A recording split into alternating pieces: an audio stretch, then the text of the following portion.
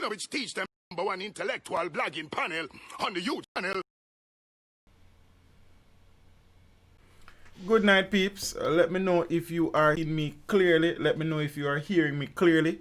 If you're seeing and hearing me clearly, welcome to another episode of Extra Class, episode number 217. I trust that everybody is okay. I trust that everybody has been having a productive week. For the persons who are still on the job, I trust that your shift will end soon and you will get a chance to get home. For the persons who are on their way home from work, I trust that you will get home safely.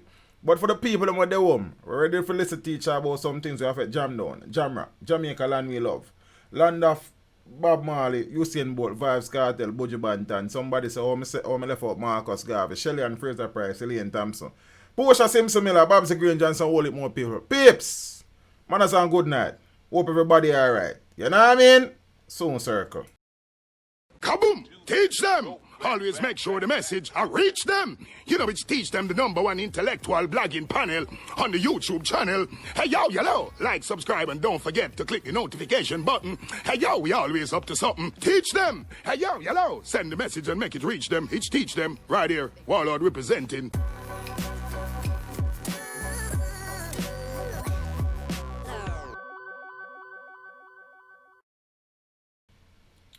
We're there, mama, papa, what am I today? It's on screen, I not see it. Yeah, it's there somewhere, so. Peeps! Blessings. You know what I mean? We look a bit late, but you know what thing, better late than never. You understand? Getting the stream thing up and running at night time is not as easy as people think. The amount of research that goes in, preparing the graphics, everything take a look away. But we're there now, peeps. As Kalanji said, there is no time to waste. Big up to the people them where I will have voice in the comment section from early. Big up to the people them were there. You understand, from early. Big up to the people them were just a check in. You understand what I mean? I say, you know, rock and come in and find a space in the dance. You know what I mean? Yes, I could get that something up and running. Because night are coming up. If you're here for the first time, welcome. If you were sent here, let me know and tell me who sent you forward, cross and thing. Big up to the people them were used to there but left and come back. Big up to the people them were there day in, day out. You understand? Them now leave, teach them out. You know what I mean? Peeps, we ready now? Serious situation. Case of malaria being treated in St. Catherine. Actual music. Wagwan Empress, everything good? So the St. Catherine Health Department has said a woman in the parish is being treated for malaria. Please remember that we are being beaten left, right, and center by the dengue outbreak. Now to hear that there is a confirmed case here, and a suspected in a peeps. Confirmed case of malaria being treated in St. Catherine. So reports are that the woman is being treated in the parish of St. Catherine for malaria which she contracted during a visit to parts of Africa. The health department was made aware of the case this month, which is, December like. So in a report to the monthly meeting at the St. Catherine Municipal Corporation on Thursday, Grayson Hutchinson, who is the chief public health inspector in St. Catherine, said the woman became ill after she returned to Jamaica. I don't know which African country she went to, you understand? When she visited the doctor, tests proved that she was suffering from malaria. She was hospitalized and is being treated for the disease. Mr. Hutchinson said health teams were sent to the community in which the woman resides, as well as surrounding areas to conduct larvicidal and fogging activities. He has appealed to persons who plan to visit malaria-affected countries to get the required treatment before traveling. Essence here for the first time, sent by YouTube notification. Big up to YouTube notifications. Essence. Manners and respect. The man bring some essence to the discussion. But the dengue situation continues unabated. So in the meantime, Mr. Hutchinson said notifications of dengue cases in St. Catherine continue to decline, but they continue to increase in other parishes. However, he said this is due to vector control activities including inspection, fogging, and the serving of notices. He said some 233 communities have been fogged, the largest number of communities fogged in any 1 month in the parish. And he said that 23 notices were served on offenders whose premises were inspected and mosquito breeding sites were found. In Manchester, the health department said dengue cases have now spread throughout the parish. They were first contracted in the concentrated in the northern sections, but Shanette Blair Walters, acting chief medical officer of health, said 2 suspected dengue-related deaths are under investigation. So we know that Manchester is one of the parish who is at ground zero as it relates to the dengue fight. You know the thing go. Yeah, the malaria settings is a serious thing in the people. I would have done a video on the symptoms and effects of malaria. I want to go watch it when I don't have the time. Dengue likewise. You know all of them local things. People don't really watch them things still. But we have to take the opportunity again. Because we cannot impress upon people enough that, look, the government has a role to play. There's no two ways about that. But the reality is that private citizens have probably an even greater role to play. Because many times we are the cause of our own demise and downfall as we continue to provide an environment suitable, for the breeding of mosquitoes. In the dengue situation, it is the Aedes aegypti mosquito, and as it relates to malaria, the vector is the Anopheles mosquito.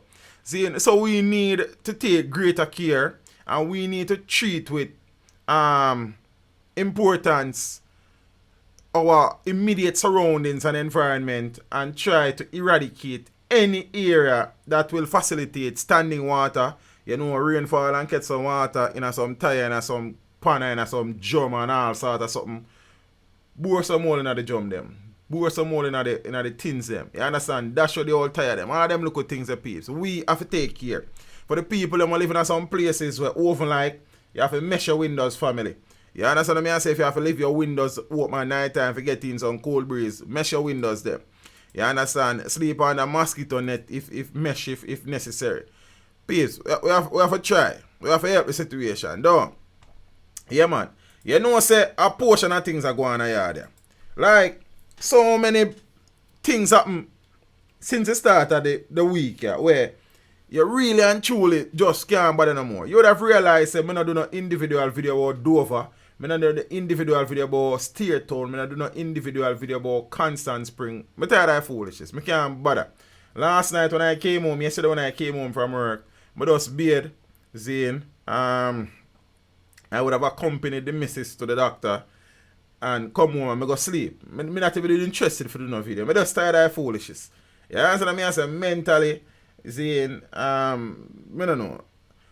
But you know, say Christmas time is when the crooks are out in greater numbers in Jamaica. And as such, it is important that we be careful in conducting business, in moving from point A to point B, C, and D. You understand? And in having fun as well. Because many persons are out and about trying to make money for the Christmas. Big up to the peeps in the comment section where I show to you. You understand? Odari One, Finar, Sophia Kobe, the Royal General, K. Dennis, all of the people. I big up some more people look more. Lindell Johnson, Manners. You follow me? The police have released safety tips for the festive season. We want a safety tip for the whole years, but you have to take it or you get it. The police are advising members of the public that as they enter into the 2019 Yuletide season, they should adopt safe practices and be very vigilant as they conduct business and traverse public places. Luke Sergeant, blessings. So the police high command in a release said the increase in business and recreational activities usually attract criminal elements who may seek to commit robberies and deceive unsuspecting patrons and customers. The police will continue to increase their presence on the roads across the island to minimize attacks by criminal elements and also provide a quick avenue for persons to report suspicious activities. A release from the Corporate Communications Unit stated. So the police also outlined some of the ways in which members of the public can help the police to keep them safe this season. Preventing robberies. Ensure that valuable personal possessions, example cash and high-end electronic devices, are properly secured or concealed.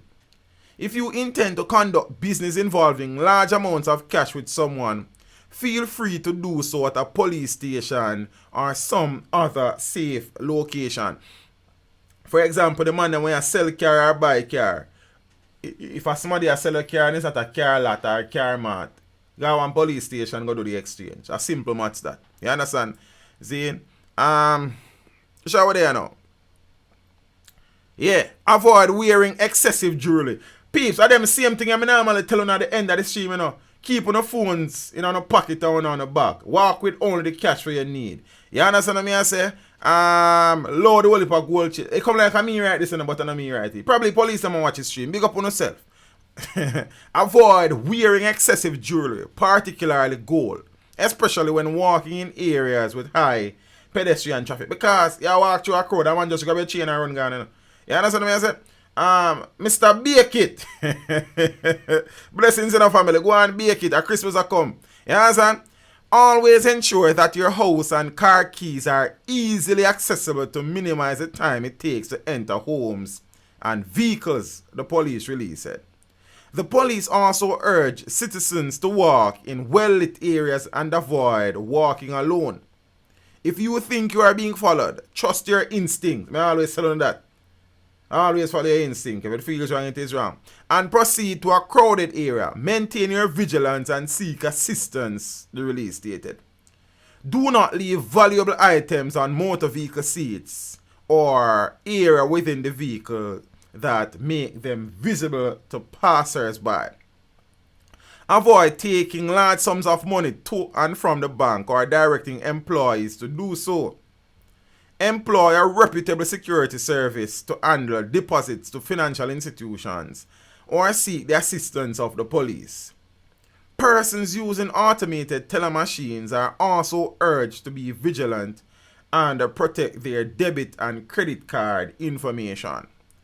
Travelers are urged to be alert at the airport and be mindful of people who are not legitimately authorized to load and unload vehicles or provide transportation.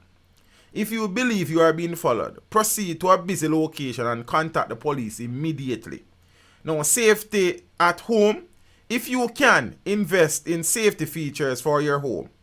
This may simply take the form of a sturdy lock and door or more advanced home security system. Be careful who has access to your home. Crafty robbers sometimes pose as household helpers, such as employees, such as gardeners and domestic helpers.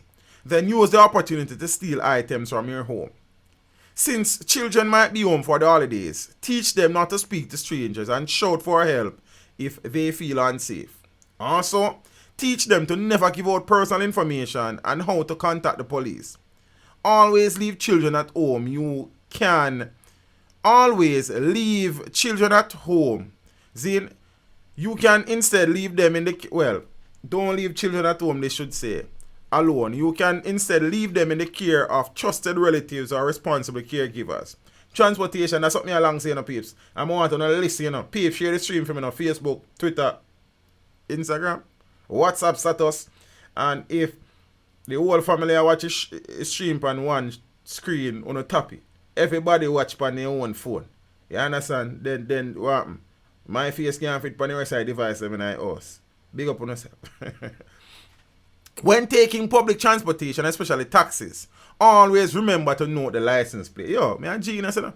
The license plate number, color and make of the vehicle. Always let someone you trust know when you board a taxi and share this information with them. Be wary of drivers who ask you to divert from planned routes, the police release said. You understand? Taxi drivers are also being warned to be alert and look out for criminals who pose as genuine passengers. Avoid carrying groups of men and be wary of passengers who ask you to divert. Do not drink and drive. Have a designated driver when you attend events in the case you consume excessive alcohol. Also, ensure your vehicles are properly secured at these events. obey all road codes and when traveling and comply with the instructions of the police. The release outline. We urge the public to not be hesitant in reporting crimes to the police 119 emergency number, Crime Stop 311 or the nearest police station. Wow, that was long, but that was important. You understand? And I know some people come to hear about different stories tonight, but we have to take some time out, you understand, to disseminate some pertinent information. You understand? And these things only apply if you're in Jamaica, because anywhere you're there, crime go on like. You understand? No crime-free place, not really debout like that. Zine, but for the people that were there yard and for the people that were there overseas, they want to forward for running on the rock in Christmas to come spend some time with them loved ones, take heed. You understand what I say? And them things. Yeah, peeps. So I could move on now. Big up to the police them. Zine, we want safety tip for the rest of the year, but them things I can apply to, I suppose. Man on firearm and ammunition wrap after raid on home in Clarendon. You understand? Members of the police and of a police military team arrested a man in relation to the seizure of a firearm and several rounds of ammunition in Booth Town, Baileystown in Upper Clarendon on Saturday last. So reports from the Spalding police are that about 4:30 p.m. during an operation, the security team went to the dwelling. Me just say Anna K. Anna, wagwan, mommy, you alright? Me scared Dennis. Long time I don't see you. Me a preschool of your way, but you know one thing, you have to suffer after your money you pay. What are them things? It's school life rough. Seeing reports from the Spalding police are at about 4:30 p.m. during an operation. The security team went to a dwelling house, and on their arrival, 2 men ran from the premises. Another man who was on the premises was accosted, and he was searched along with the premises. Now, during the search, a Smith & Wesson 9mm pistol with a magazine containing 12 rounds of ammunition was found in the pocket of a block. You understand? Might as well you did have in a fiend pocket, because you go to jail now, like. You understand? Luke Sargent said, I was thinking coming to Jamaica this Christmas. Everyone said, don't come. It's sad. It's rough, you know, brother, but you can't come. Zine, you know, and spend some time with the family still, you know. You understand? And be safe, but you have to just know a thing run off and avoid some places and some people. You feel what I say? Yes. So Marvin Daly, so all of them stories with me cover we say man murdered in the Cayman Island and police want man in the Cayman Island. It's a different Cayman Island from the one where you are talking about, Mr. Daly. Sir Marvin. Because I don't know that Cayman Island have 0 murders and 0 robberies and 0 rapes. You understand? So that's a crime-free country, fam. You see me? So Father Sergeant, I know a thing again, brother. Self-preservation is important, but you can't take on the streets, man. You have to just know which street to avoid and which people. You understand? It rough still. See, but you know one thing, go. You have to do what you have to do still. You see? And thing. Gunman disarmed in St. Catherine. So a gunman was disarmed by a man he attacked along the Greendale Main Road in St. Catherine on Monday, December the 9th. So the Spanish Town Police report at about 11:40 a.m. The man was standing alone, was standing along the roadway when he was approached by the gunman. Yo, you don't say me can't read tonight.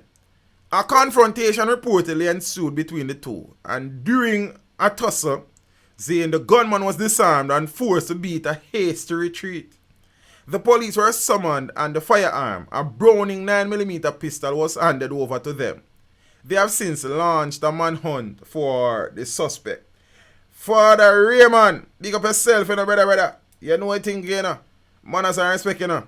I appreciate the continued support and I appreciate the financial support. Blessings, my brother. Zane, let me go over here, sir. The man said, thank you. Zane, the Spotsy Brown. Blessings in the Empress. You know, I appreciate that setting set too. So, Father Raymond Douglas, blessings in the brother. Miss Brown. Manners. Appreciated. So, Yeah, man, the man, I don't know. Because, you see, he if want to celebrate. But glad say the gun come off of the street. But say, at the end of the day, you don't want to say anything because I can two cronies like and look what thing go down and you understand? I mean, I really know, but I'm glad the gun come off of the street. But if it was a law-abiding citizen, one man in enough foolishness, this that brother there, big up yourself. You understand? You have to be careful now to you know, because you know what thing go. You see, in all the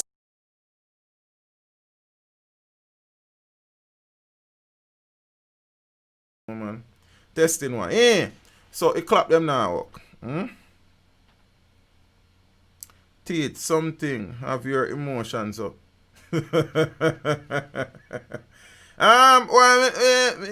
Cookie, boy, do. You understand? You understand? Miss Heather Clark. Good night, Empress. Blessings every time. See, Miss Sandra Bennett. Oh, go on. Cookie. Greens. How long, yo, me think greens done brown. How long time I not say greens, you know? Greens are alright, sir. But glad to see you. Now, peeps, we have some local story we talk about you now. You see, church and the education system, it kind of set a look way like, you know, cause church leader charged with 7 counts of rape. You know, for? Eh? May I read that slow? Cause probably may I read it too fast. Church leader charged with 7 counts of rape in Hanover. A man identified as a church leader is to appear before the Hanover Parish Court on Tuesday after he was charged with 7 counts of rape by the Hanover police. The police say he was arrested on Monday by a patrol team after being observed beating a child in Barnes Lane in the Mount Pelier community in Sandy Bay.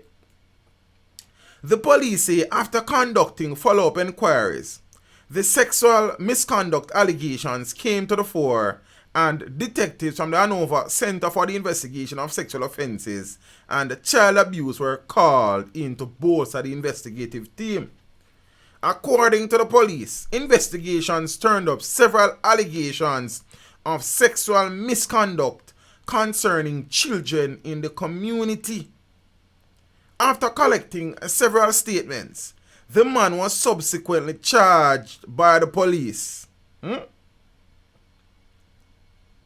Investigators are now appealing to persons who may have been victims of the man or who may have any information that can assist them to contact the Hanover Sissoko at 876-953-5312 or 956-2304, the police 119 emergency number, or the nearest police station.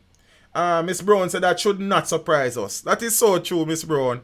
But you really and truly not even want it happen, though. You understand?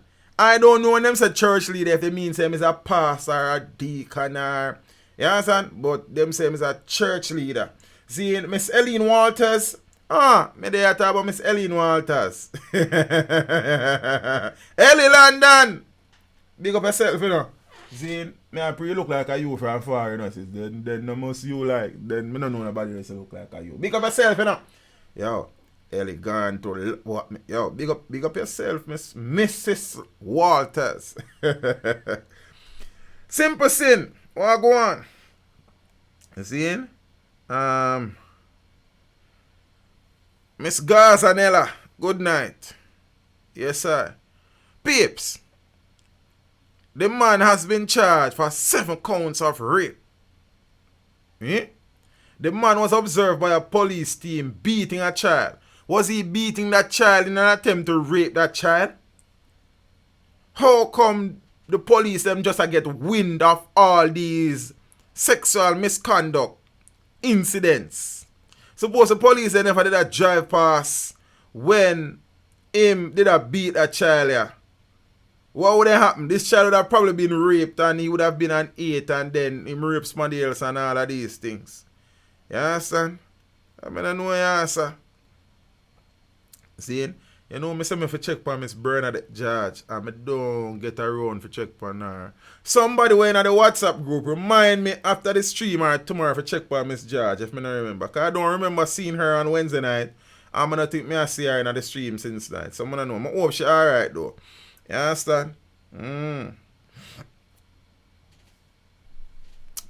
So peeps, that are the church situation. Now would have spoken not so long ago about a teacher from St. Elizabeth who was arrested on 3 to 4 counts of having sex with girls under 16 years old. He would have appeared in court recently but was remanded. He will be spending the festive season in incarceration in prison, and he would have been slapped with some additional charges, about 6 counts in the Teacher slapped with 3 more charges of having sex with someone under 16 years old. So a teacher in St. Elizabeth is now facing 6 counts of having sexual intercourse with someone under the age of 16, after additional charges were laid against him when he appeared in the St. Elizabeth Parish Court on Monday. Lionel Tracy has been in custody since he was arrested on the 20th of November on 3 charges.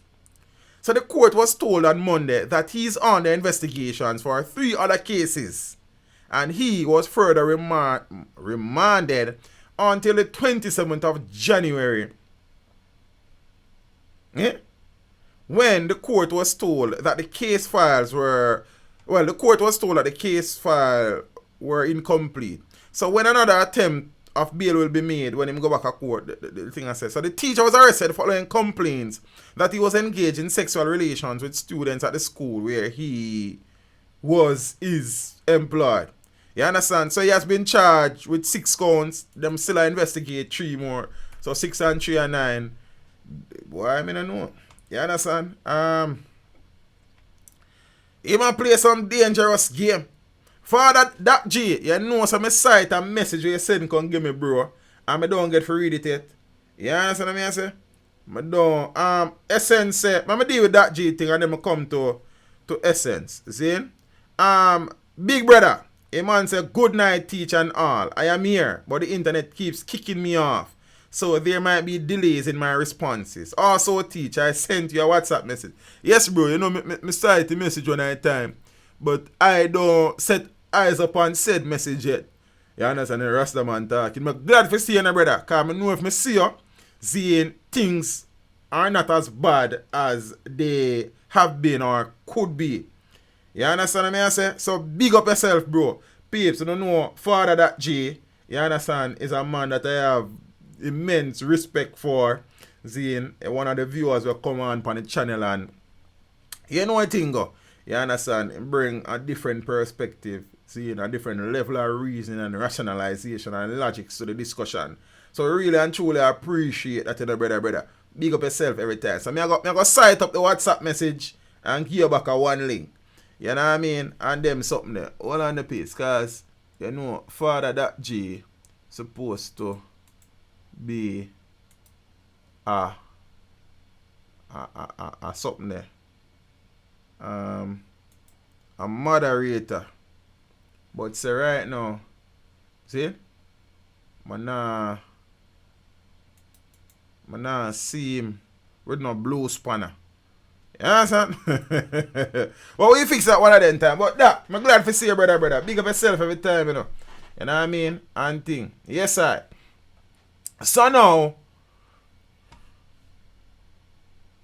church leader, teacher, why? Make we see what I go on. Because, I mean, I know ya, man. Man raped 7 people. Or 7 counts of rape. This man is under 6 counts of having sex with youths under 16 and all of them things. And 3 more being investigated. Then you see, say, you understand? Teacher play with the rest of your life. Eh? Because if he's found guilty, you know, and he run up in a wrong judge, you know. You understand? Oh, that G said did it, then me not choose, well, me not know why this thing I'm also so. Probably my system is way behind. A man say I'm having blue spanner, so teach relax. So now peace, we spoke about a situation recently where a 91-year-old man was killed in St. Ann. A farmer has confessed to his killing.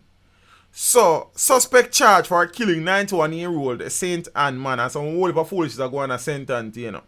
One man has been charged for the Thursday, December 5, killing of 91-year-old Zaniel Hansen of Battersea in Cave Valley, St. Ann, who was found with chop wounds at his home. Charged with murder is 25-year-old Andre Campbell, otherwise called Speedy. The irony. A farmer of the Battersea community. The police reported at about 9:30 a.m. Relatives found Hansen with chop wounds and summoned them. On their arrival, the scene was processed and the body removed to the morgue. So following investigations, Campbell was arrested.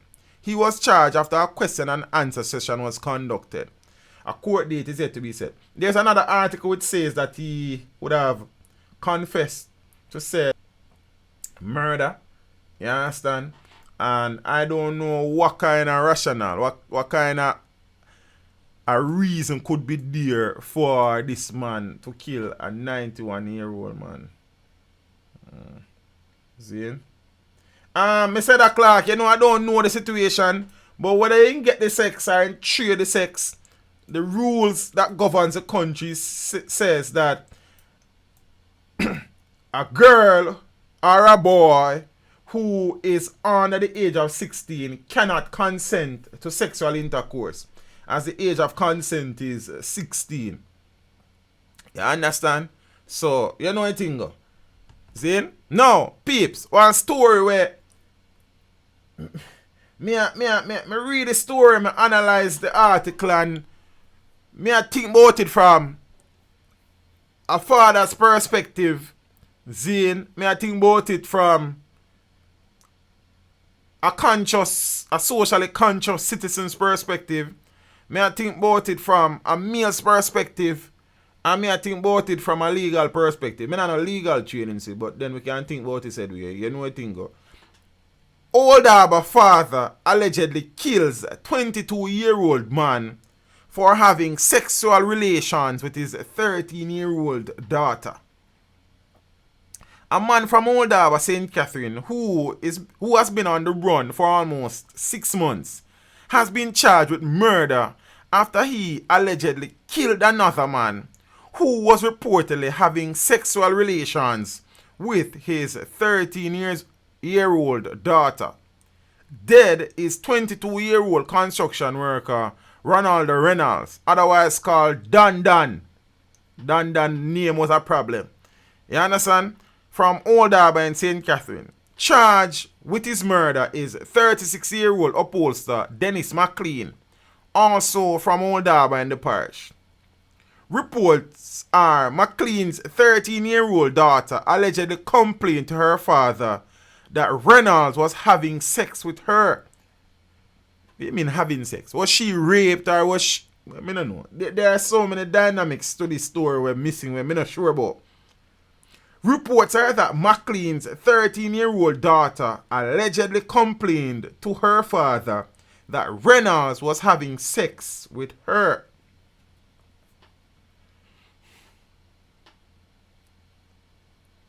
On the 19th of July, McLean reportedly got a knife and went to the home of Reynolds, where he stabbed him to death.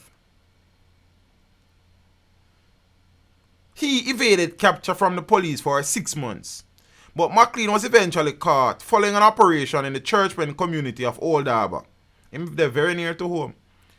He was charged following a question and answer session. Peeps, you see that story is such a tragic story in so many different ways. Ah, yeah, I said that G Blue Spanner. Yo, it's stream that way behind me, so you know me, I'll refresh it. I hope me not refresh it and run into some fresh problem, you know. You understand? What was the nature of the report from the little girl to her father? Was it that daddy Dan raped me? Was it that daddy, Dan and I have been having sex for some time now? Was it daddy, Dan force himself? But I don't know. I don't know. You understand? Zane? But the report was of such that the father felt a need and desire to page Dan, and the end result is Dan was stabbed to death. Zin, it's one of them stories there where try to rationalize it to formulate an opinion, and it kind of rough. Zin, if Dan was having sex with a child, Dan wrong. One, she's 13 years old. You understand? That is what, statutory rape or carnal abuse, whichever one you prefer. I'm not even sure if them is the same thing. I have to go do some research on that. But I don't think them far unrelated. Zin, the father, you know, was so aggrieved that he felt it wise, prudent to page Dan, and Dan is no more. Might he have been better served reporting the matter to the police and allow the law to take its course? I know some people are going to say about teaching, you don't get no justice, you know. You understand? Zane? You don't get no justice, you know. So, nothing wrong. But then, this 13-year-old child now, who probably apparently have a good relationship with her father, if she could have approached her father and tell her father XYZ, will now be without a father, possibly, don't? Zane? So, at the end of the day, even though I know some people are going to teach, I'm not wrong, you know. But then, who now will raise said 13-year-old young lady? When apparently her father, who she could confide in, will be incarcerated possibly a long time. Because the reality is that the judge now go look upon it and say, yeah, defend your daughter. The judge are going to look upon it and say, a murder is a murder. It's the reality that in a family. You understand? So, yes, I know some people, as a justice is served, fear. However, who now will raise said little girl? She will grow up now without a father, really. You understand? You know, say, Peter me and say, what would I do in that situation? Brother, I can't sit down in this chair where I make look nice and tell you anything, you know. Me can't tell you, say, yo, more than deal with it by visiting the police. Me can't tell you, say, you understand? Me then probably do the same thing like what the father. Me don't know it. There's more time until in a situation you don't even know how you react to it. You understand? But I hope say in a situation like that, Zane, I have some people around me who can, you know, reason with me on a local level and weigh the pros and the cons of the situation. Because even though the young lady was violated, if the reports are to be believed, Zane, if she was my daughter, would also be losing her father. You understand what I say? Essence, I said the police them now do nothing. You understand? Friend niece get pregnant at 12 by a 29-year-old man from out of the same side, same way. Zane? From out that side, same way. I want to catch him, but he might run. Essence! I want you in a stream, brother. So I'm on the channel and I really want, you understand what I say? Yeah. You change the essence of your freedom. Zane? So, the reality though, essence is that the police would have arrested many men for situations like these. Zane, some of them weren't arrested or have not been arrested as yet. But the reality is that many men in the penal institution are there for carnal abuse and statutory rape and all sort of things. So saying the police now do nothing is really and truly not probably the fairest of statement. Should more be done? Can more be done? 100%. You understand? But some things go on from time to time. You see? Yeah, man. That's, as me said, that story of peeps. Yeah, try pick out the positive out of it, and yeah, say justice was served, but then no, the little girl will not have her father to grow her anymore. No, will her? Will she? Will her? Will she? See, Tamu good say when rage take you over, that can be mitigated circumstances in court. But the reality, you know, Tamu, the judge are gonna look upon it as murder still. They probably best him get a manslaughter if the allegations hold true. See, but we are look upon it and we are say, yo, we hope that they are alright because things that are weird. Hey comes, how are you? See? So make we move on, you know. Some whole heap of madness going on in our country since when I say madness, yo, a different level of madness. Yo, I don't know. Police seize car used in Miami Bay double murder.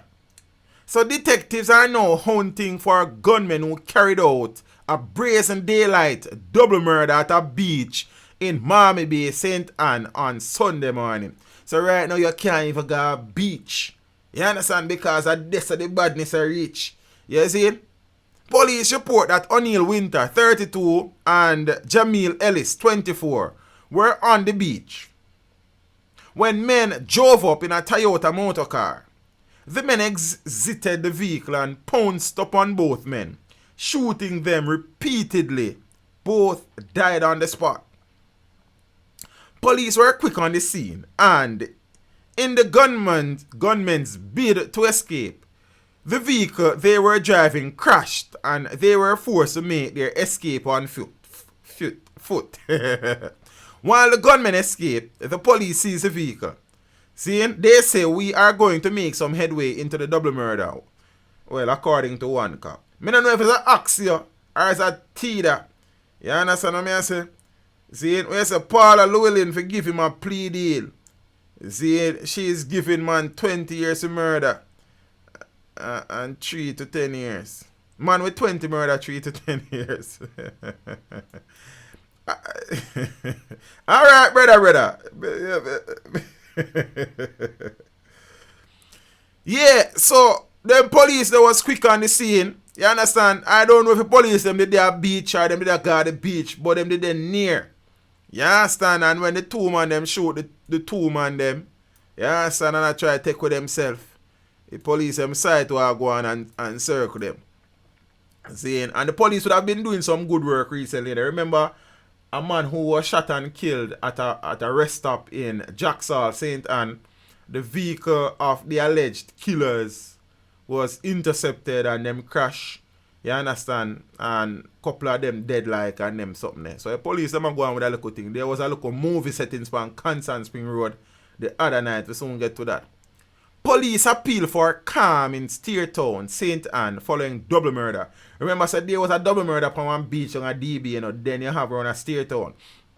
The St. Anne police are keeping a close watch in Steertown, St. Anne, in light of heightened fears following a double murder. Somebody else did a Steertown since they, we soon talk about that.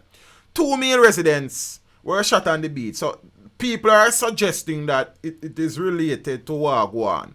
Following the attack, WhatsApp messages were being circulated with claims about a reprisal. As a result, administrators at the Steertown Academy and Steertown Primary and Junior High School decided to close their individual institutions as precaution.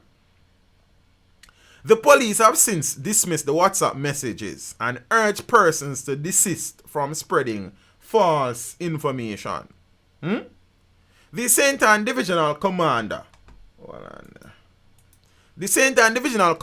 Senior Superintendent Calvin Small, is reassuring residents that there is an increased presence in the area and that the police will remain there as long as it is necessary. May I read that statement there again because it is kind of an interlude.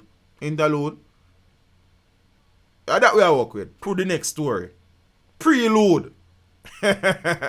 So the St. Anne Divisional Commander, Senior Superintendent Calvin Small, is reassuring residents that there is an increased presence in the area and that the police will remain there as long as it is necessary. Meanwhile, Genova Gordon Bailey, councillor for the Limehall Division, in which Steertown falls, is appealing to the residents to remain calm. Just calm down your nerve. Zane, there is a police. Listen, this now, people. Still Steertown, you know. Look like there's a lot of clowns, you know.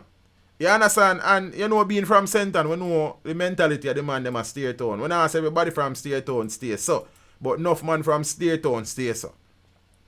Construction worker gunned down in tents, Steertown. Remember the police them say, we will be there. Have no fear. You understand? You can go anywhere. You understand? A construction worker was shot dead in Damhead, Steertown, St. Anne on Thursday night.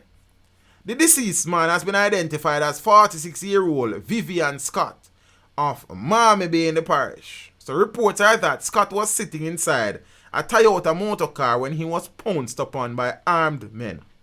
The gunmen shot him several times in the chest. The police have not yet established a motive for the killing.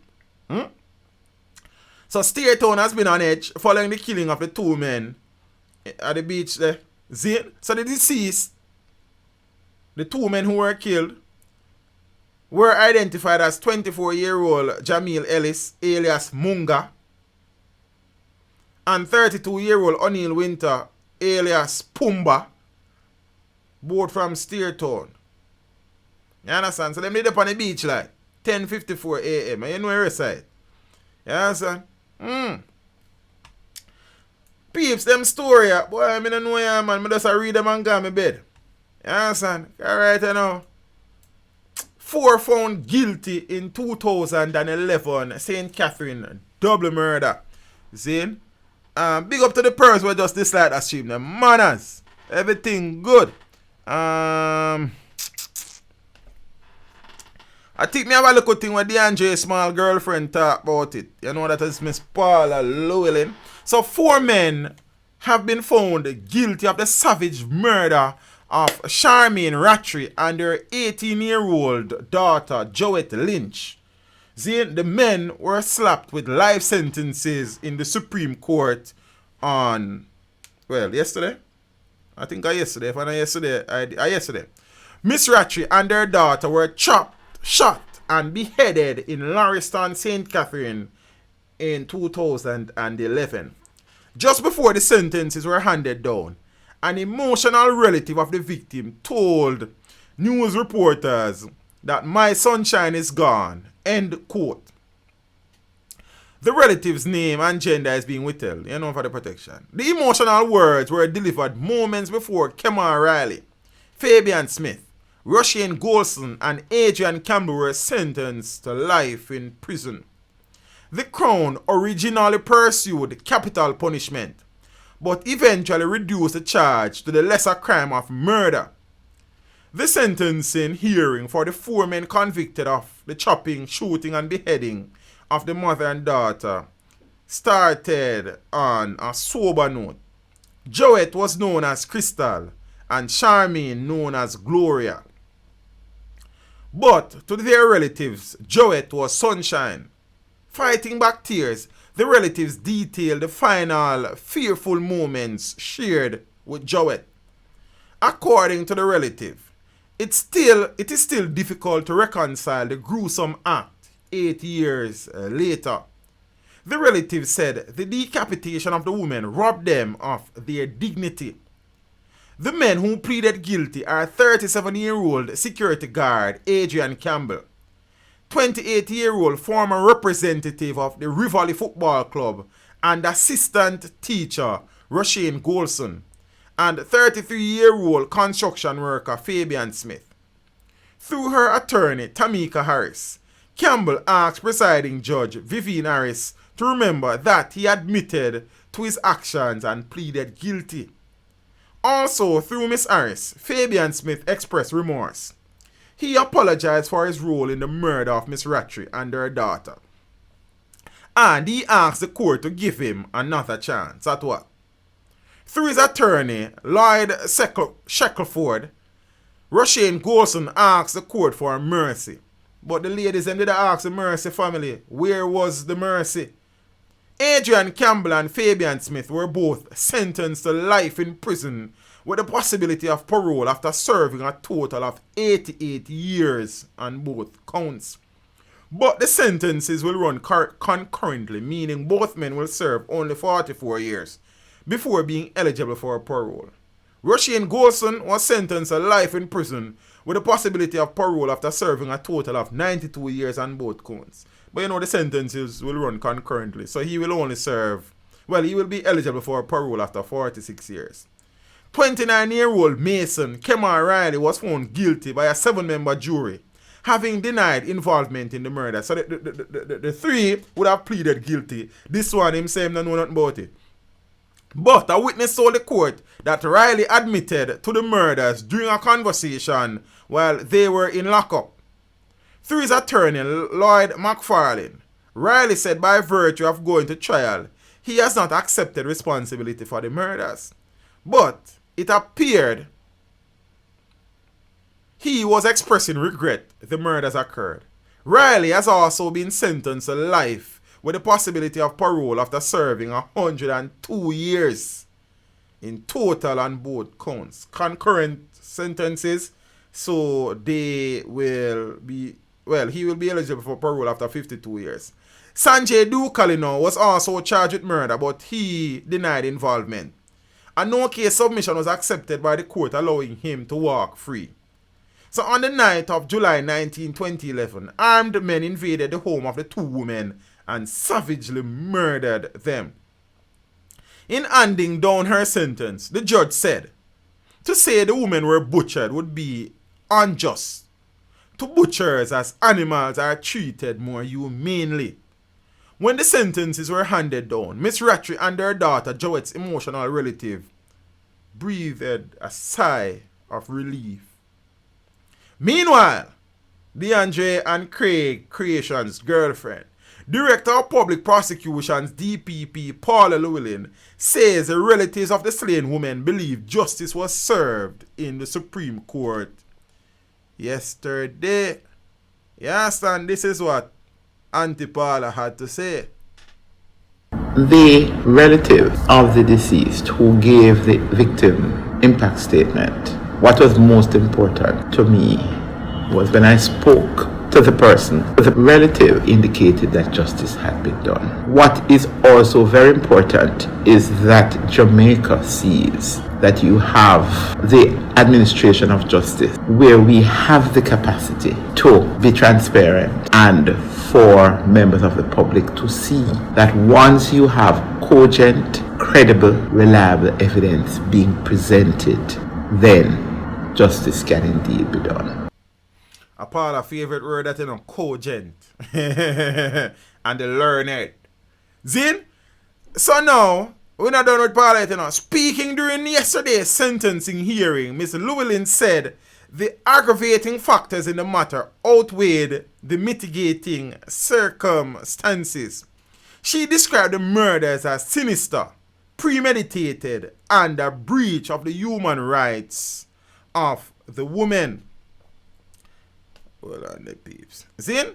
The prosecutor says the crime was clearly set up to send a message of intimidation to the community, as no one was prepared to come forward to the police after the double murder. She also says the evidence against the men was very strong. You understand? Yeah, man. So Auntie Paula says something else. The police were very professional, and in respect of some of the other material, the forensic material, for example, one accused, when they went to his home, they were able to take up his clothing, and DNA from the deceased were found on the clothing. The police were on the ball, and they were not daunted at all by the fact that they were not getting cooperation within the community. And here again, it really is one of the worst cases that I certainly have prosecuted. Yeah, somebody's asking what is the meaning of cogent. It means clear, logical, and convincing. Yeah? So, a Paula favorite word that anytime you see Paula in my interview, she used the word cogent. It was a cogent interview, like. You understand? So, Craig and DeAndre, I want to put that one down in the win column for Paula for me, you know. Because when I say Paula is operating at a deficit. You understand? So, you know, peeps, condolences to the family and friends of the two ladies. You understand? Joette was a past student of the Queen's High School for Girls and such. And they might, boy, I don't know still. See, they were killed because the men believed that they were informers. You understand what I say? Boy, I don't know. I don't know. 4 persons killed in Dover, St. Catherine. I would have spoken about that during roll call on Wednesday night and thing. That constituency, the constituency in which Dover falls, is the constituency of the Minister of Health, one Christopher Tufton. He would have visited the area and he would have, spoke a little bit. So gunmen killed 4 persons and wounded another 5 in Dover, St. Catherine on Tuesday night. So the victims include women. So about 9:20 p.m., those shot were standing along a roadway in Dover when the gunmen opened fire at them. A member of Parliament, Dr. Christopher Tufton, whose constituency includes Dover, visited the scene and condemned the attack, describing it as senseless and not representing how we should live. He said he was concerned. Dr. Tufton, who is also the country's Minister of Health, said his immediate concern was to bring comfort to the victims. Zane, I don't know you're going to do that still in a minister. And their relatives, and to ensure that the survivors are given the best possible medical treatment. So this is what he had to say. My concern right now is the victims and their relatives, and of course those who need to be treated. It's senseless, and of course I condemn it, and this really is not how we're supposed to live. But I'm more concerned now with giving comfort to those victims' families and to those who are at the hospital being treated, trying to ensure with the medical team that they get the best possible treatment. Black Love, welcome home, my friend. Happy that you got home safely, but be careful here, sir. A man I said, teach, I am in Steertown at this moment. The place quiet like a church. The police are on patrol in the area. I flew in around 4 p.m. this evening. All grills and doors are locked. Just walk with your brother, and step with Jah. You know what thing go? You understand? So now, peeps, the Dover situation there, Zane, boy, it things set away, yeah, man. You Zane? Things set away. So I would have played some clippings from an eyewitness in the Dover situation the other day and the other night, Zane, Wednesday night that is, and thing. I know and everybody did nice stream. So I'm gonna run back through it for the people them who would have missed it. For the persons who are here for the first time, welcome. For the people who are just coming on late, but big up on yourself. So Black Love, be careful, your family. You understand what I say? I hope the one enjoy the stay, but you have to just go and hold it. I'm glad to the one, despite the negative press, despite I'm sure persons would have probably discouraged you from visiting home, coming home, but you make the jump said way and thing, and then you make the jump and you end up on Steertown where right now I be a clown, I walk up and down there. You understand? You have to be careful there, sir.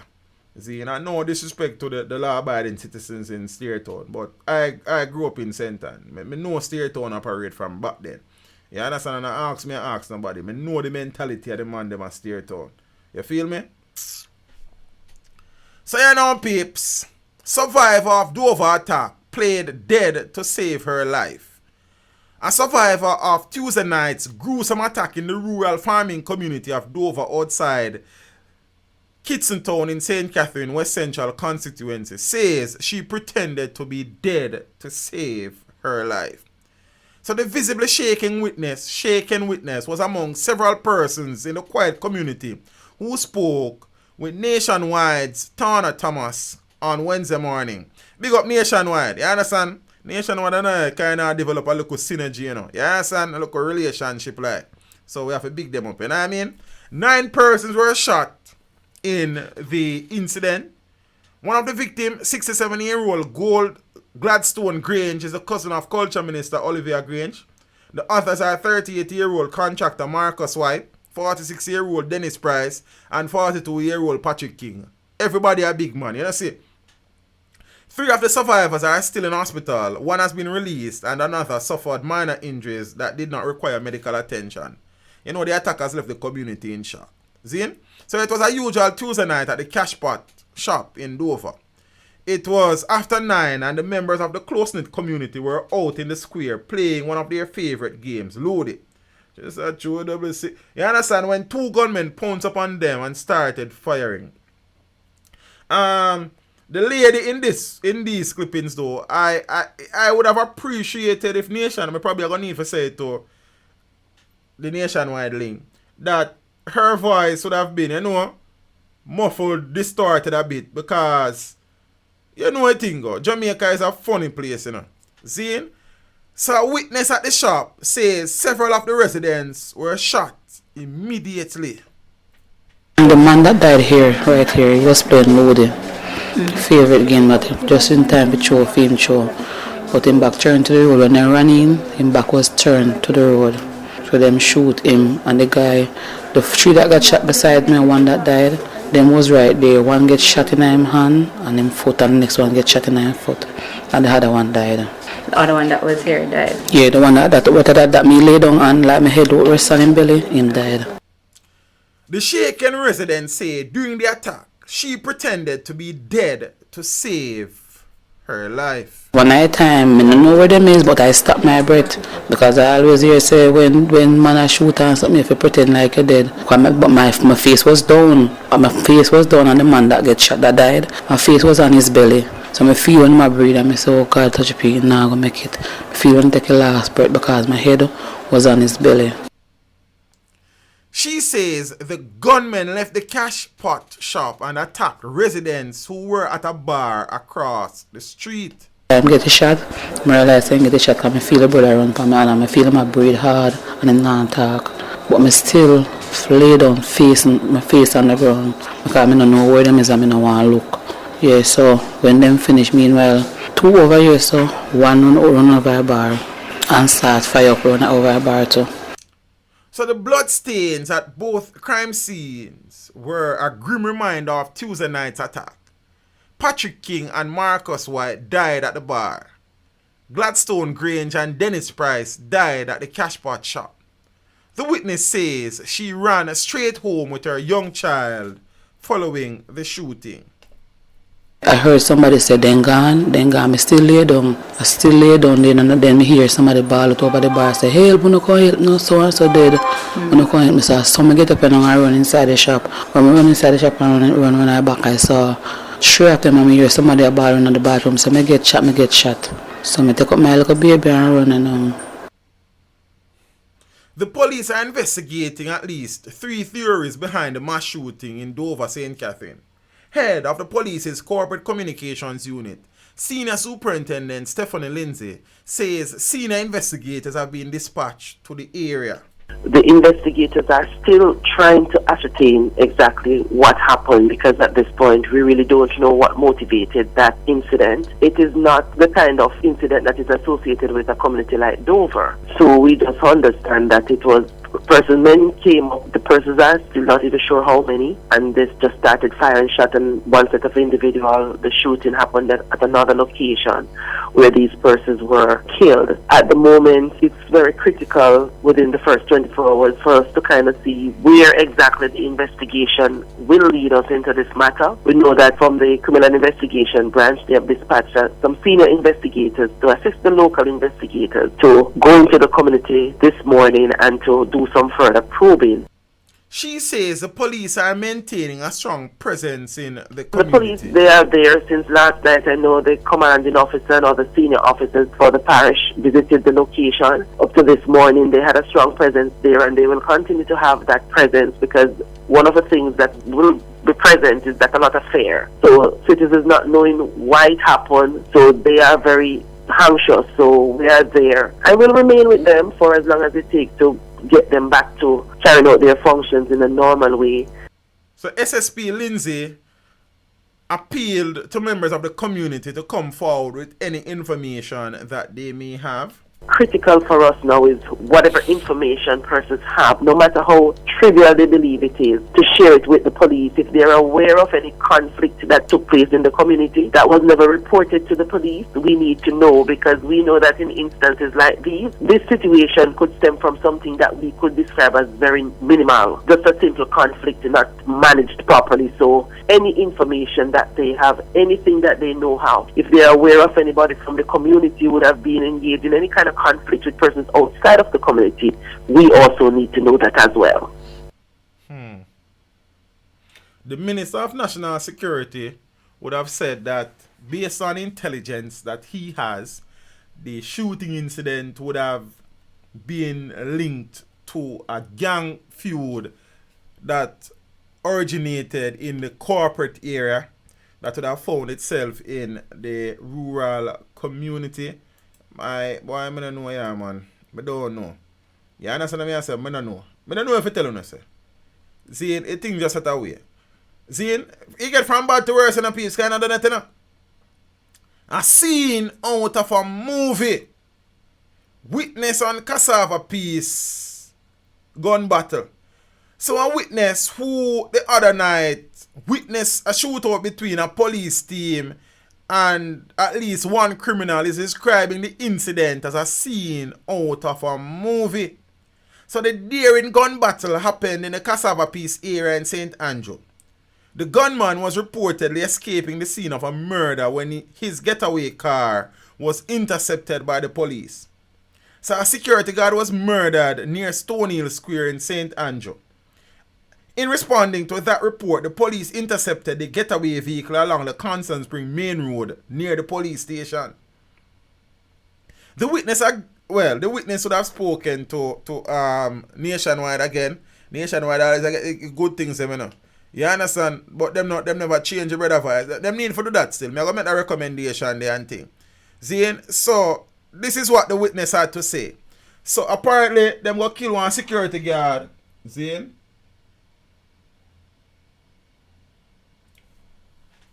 Hold on the piece. Before I go any further, I just get to a message where I probably need for read.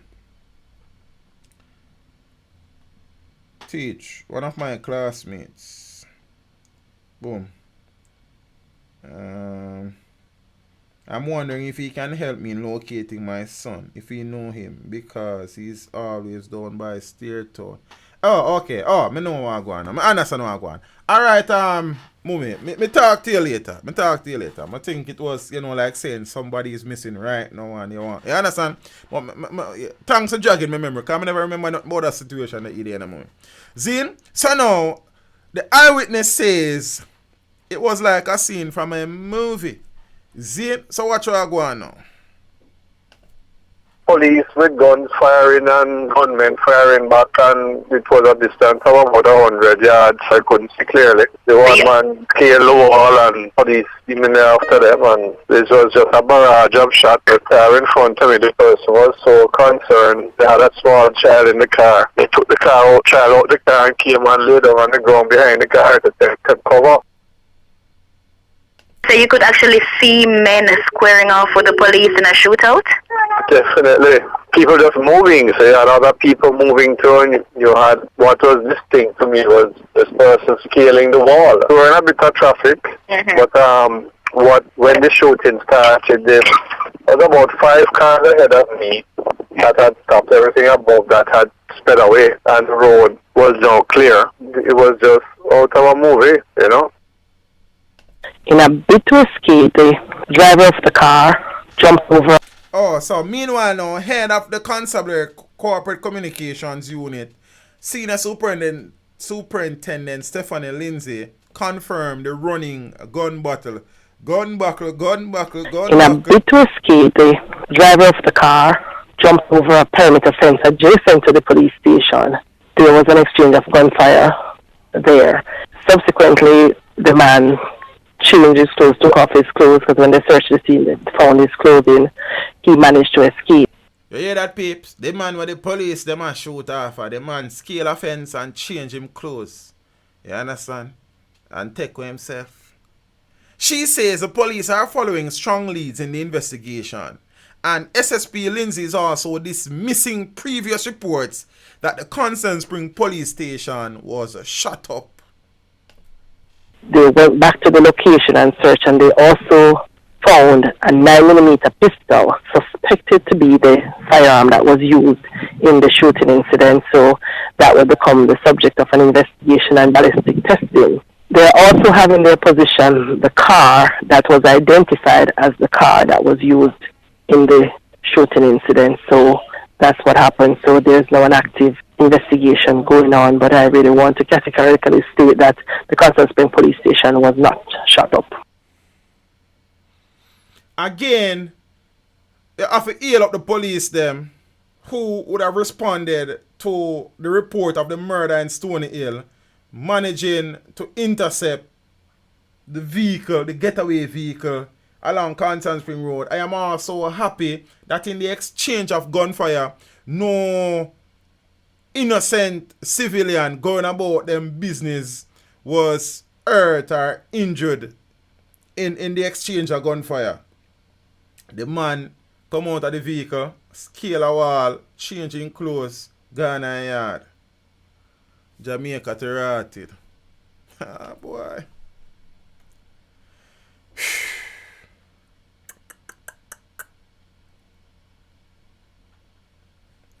So a little bit more information on the initial shooting in Stony Hill. Slaughtered like an animal. Police seized gun and getaway vehicle after shooting death of security guard. So investigators probing the murder of a security guard at the unbelievably low price trading in Stony Hill on Wednesday night have revealed that forensic evidence will be crucial to cracking the case and apprehending the killers responsible for the attack. The guard employed to JMax Security Company has been identified as 33-year-old Albert Joseph O.C. Chuocho, a resident of Old Golden Spring Road in the community. The murder, which was captured on closed-circuit television, occurred about 7:14 p.m. in full view of shoppers who had to scamper for cover. So the establishment remained closed all day on Thursday as a result of the killing, and the Constant Spring police would have recovered the illegal firearm and seized the motor vehicle following a gun battle with the gunmen on Wednesday night in the Constant Spring area. You understand? Set away. Zane? So peeps, I can move on, get the groove on, because night are coming up. Zane? This gentleman on screen wearing an orange shirt was murdered. He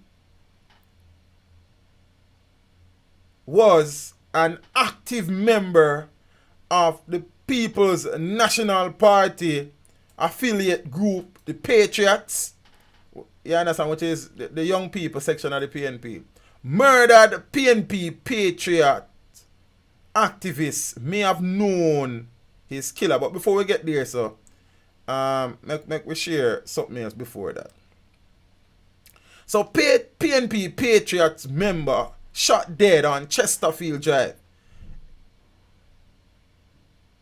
So the Hunts Bay police are probing Wednesday night's murder of a government employee who was also a member of the People's National Party. Hold on the peeps, give me a minute.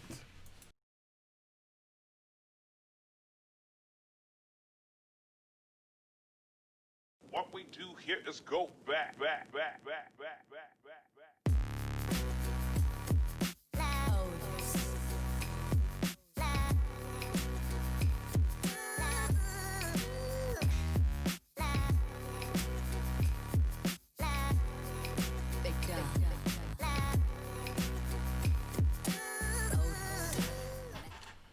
But it hear a look sound like I'm there for check out. You know anything go. You understand? So now, the Hunts Bay police are probing Wednesday night's murder of a government employee who was also a member of the People's National Party, PNP.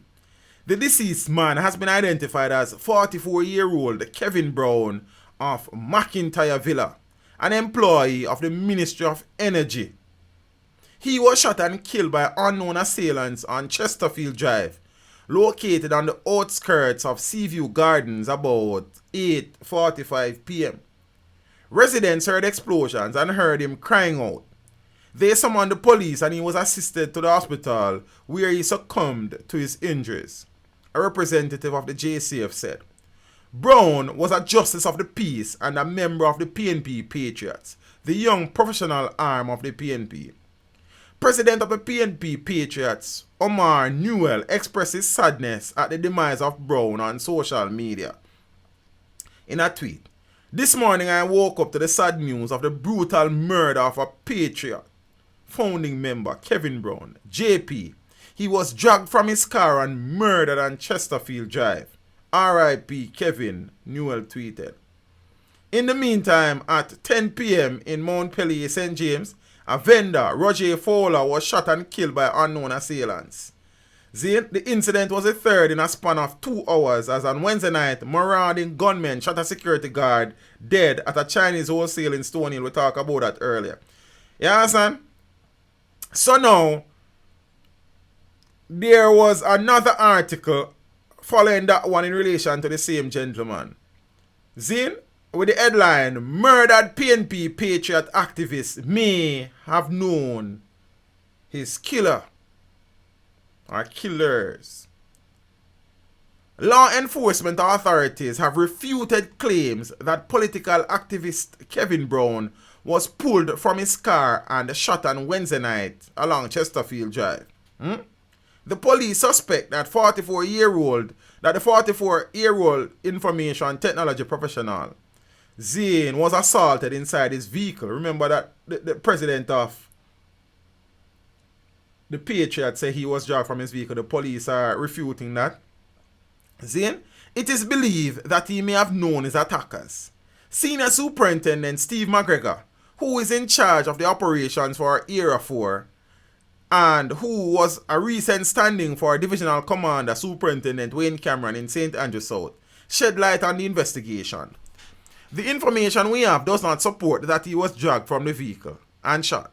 Preliminary reports are that an incident happened in the vehicle and he ran from the vehicle. His body had stab wounds. We are hearing about shots, but it is more puncture wounds. More investigations are being done. People say that he was shot multiple times. Zane? As a matter of fact, I think I saw an article someone will say he was shot, 9 times? The police are suggesting that he may not have been shot actually. He may not have been pulled from his vehicle, but apparently he was stabbed inside his vehicle and he ran from his vehicle. Was he stabbed by someone who was inside the vehicle, or was he stabbed by someone who was outside the vehicle?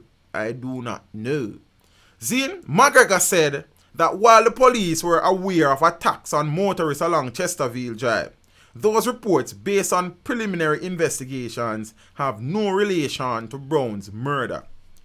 There were some extortion activities because there is an area where motorists have to slow down. Police have been placed there over time. Calls to Cameron's cell phone went unanswered. I won't name Cameron again. I remember. Zin? So that go on. So the police reported that about 8:40 p.m. residents heard someone running and screaming for help. On their arrival, the police said that Brown, who was a JP and a founding member of the PNP Patriots movement, was seen suffering from what appeared to be flesh wounds. He was rushed to hospital where he was pronounced dead. So, alright, never mind. Yeah. Anyway, man. Yeah. Because the one headline say PNP Patriot member shot dead. Police I say, hold up, not so far. So I don't really know. The situation is that a politician, a political activist would have been murdered. So, motorcyclist shot dead and bike stolen on Slipe Road. A man was shot dead and his motorcycle stolen by gunmen along Slipe Road in Kingston on Wednesday night. You know how much foolishness go on Wednesday night? As bloodletting continues unabated across the corporate area. Across Jamaica, Julian, big up yourself. The deceased has been identified as Christopher Davis of a Yallas St. Thomas address. So reports are that Davis was riding his motorcycle, them's are driving, so riding, along Slipe Road about 10:30 p.m. when, upon reaching the intersection with Caledonia Avenue, he was attacked and shot several times by men traveling on another bike. The gunmen then reportedly stole Davis's bike and escaped. The police were summoned and Davis was taken to hospital where he was pronounced dead.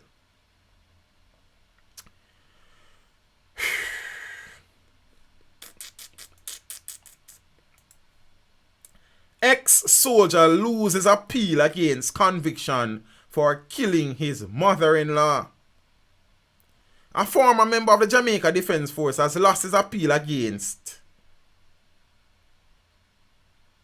his conviction for the murder of his mother-in-law in Bryant's Hill, Clarendon, 6 years ago.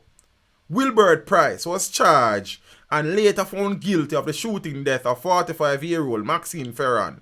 She was killed at her home on the 24th of February 2013. Price was later sentenced to life imprisonment with a stipulation that he should serve 25 years behind bars before being eligible for parole. Evidence was given at the trial in the Clarendon Circuit Court that at the time of the incident, Price and his wife had separated and she was staying at her parents' home. Allegations are that about 7 p.m. that night, Price, armed with a gun, went to the house where his father-in-law saw him sitting before the dwelling with the gun in his hand. Price's father-in-law called out to his wife, who was inside the house, telling her not to open the door and call the police. A dispute later developed between Price and his father-in-law, during which Price knocked him on his head, causing it to bleed. Raising an alarm, the father-in-law fled the premises. The father-in-law brave though. A witness testified that Price then fired shots inside the house, hitting Ferran in the chest. The police were, but they didn't call, what do you mean the police were alerted? They didn't call the police before. The police were alerted and Ferran's body was found in a pool of blood in the living room of the house. There was a machete on the floor close to the body. Also, she did probably a chop guy. Injuries were observed to the left shoulder and right side of the back. The pathologist would later confirm that these were gunshot entry and exit wounds to the body and that Ferran had died as a result of an accumulation of blood and air in her chest cavity. 3 live rounds of ammunition, 2 expended bullets, and a spent bullet casing were found in the area of the crime. Price, at his trial, gave an unsworn statement in his defense that he was attacked by some men when he went to the house to give his wife money for their children. But on April 25, 2016, the jury found him guilty of the murder charge. Following his conviction, Price appealed on the grounds that the presiding judge failed to give adequate direction to the jury that he could have acted in self-defense. Now, I'm going to pause here so I point out something again. This is another lesson in how appeals operate. You hear? Following his conviction, Price appealed on the grounds that the presiding judge failed to give adequate direction to the jury that he could have acted in self-defense. Who? The presiding judge. So forget all about what you feel about the court system. In an appeal, the presiding judge at trial is under scrutiny. Forget about the evidence. Forget about most of the things. It is the procedures and protocols followed or not followed by the presiding judge that are cause for concern during an appeal. I have said this many times. Let he who have ears, let him hear. Ah, boy. Now, the Court of Appeal, however, found that the judge's directions to the jury were sufficient in the circumstances of the case, and the sentence that was imposed was appropriate. We have, accordingly, come to the conclusion that the application for a leave to appeal against the conviction must be refused. No argument was addressed to us on the question of sentence, and in our view, the sentence imposed by the judge was well within the usual range of sentences for like offences, the appeal court judges stated in their written judgment. We therefore dismiss the application for a leave to appeal and order that the applicant's sentence is to be reckoned from the 18th of March 2016, the appeal panel added.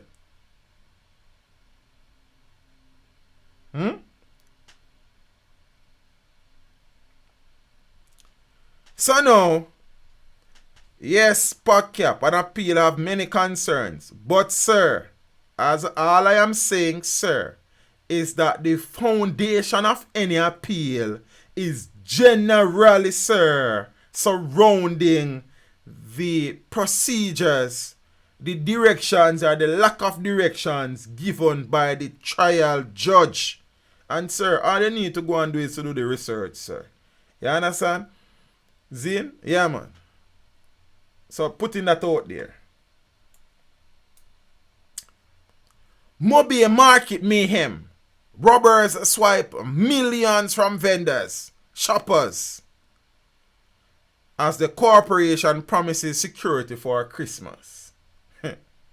Despite the ongoing state of emergency in St. James, robbers have laid siege to the Charles Gordon market in the parish capital, fleecing vendors and shoppers of millions of dollars. The St. James Municipal Corporation, which operates the facility, has since vowed to ramp up security in a bid to boost public confidence. I am fully aware of these robberies, and I recently had a dialogue with the Mayor Homer Davis about the security at the market.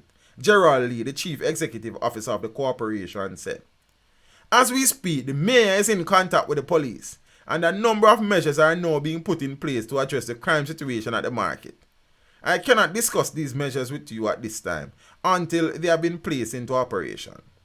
Within recent weeks, vendors at the market have been complaining of being the target of armed thieves who have robbed them and customers of cash and valuables, running into millions of dollars.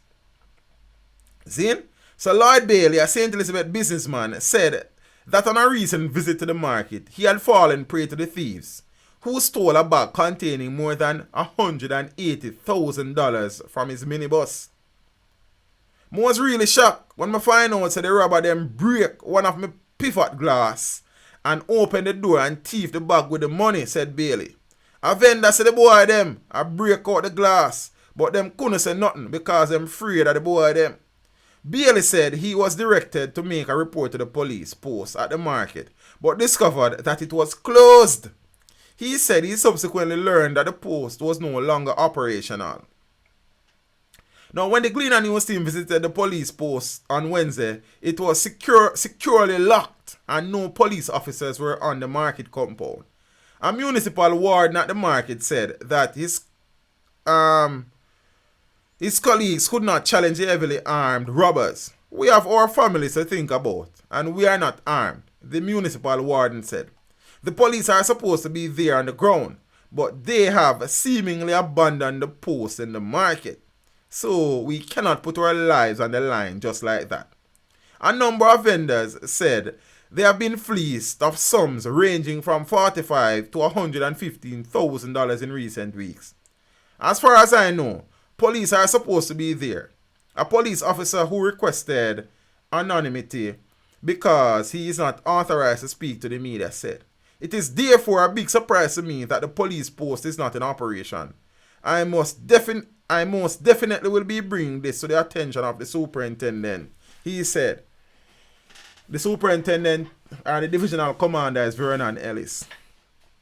You understand?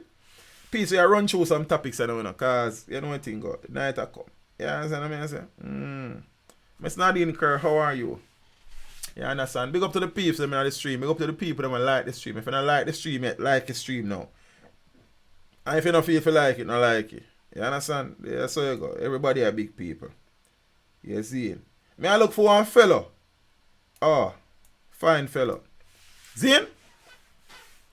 Chuck calls for Jamaicans to reject the inform of a dead culture. I spoke about this when? Wednesday night? Probably Sunday night too. Probably every night too.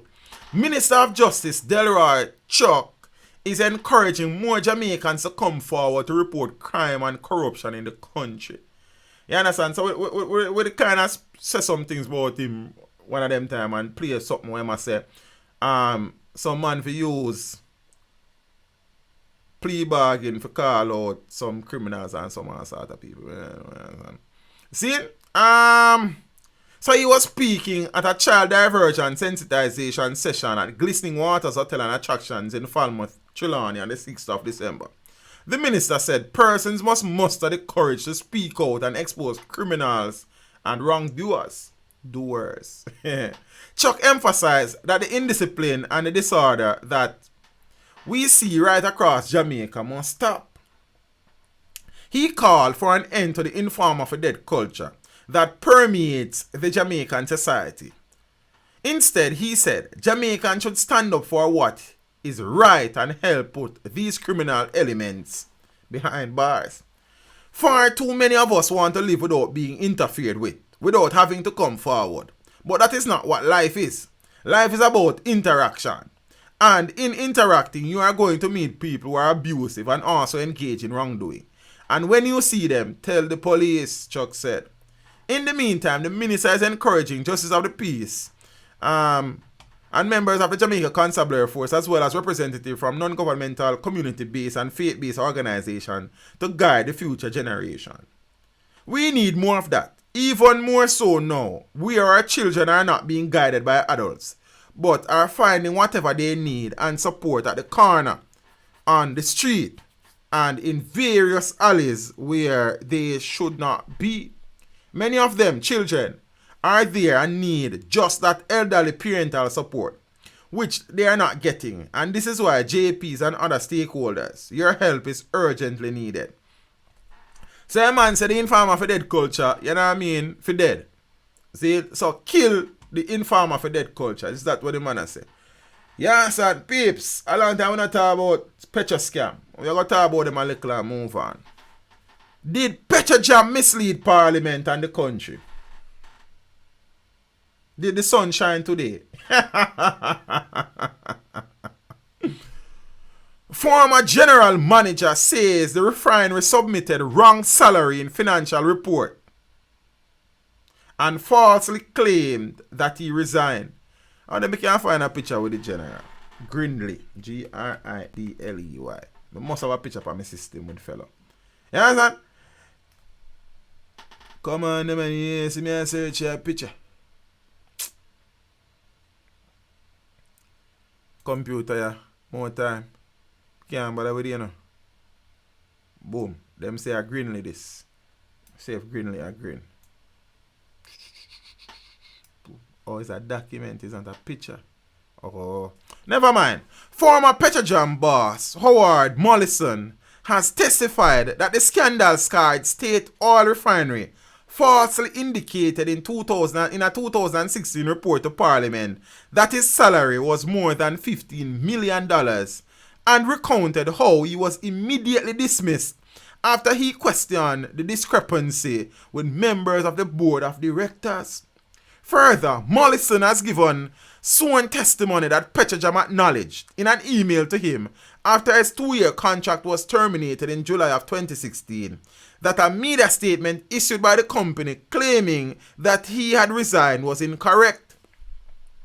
The former Petrojam general manager was giving evidence before a 3-member commission of the Industrial Dispute Tribunal recently in a case he brought against the state-owned refinery for unfair dismissal.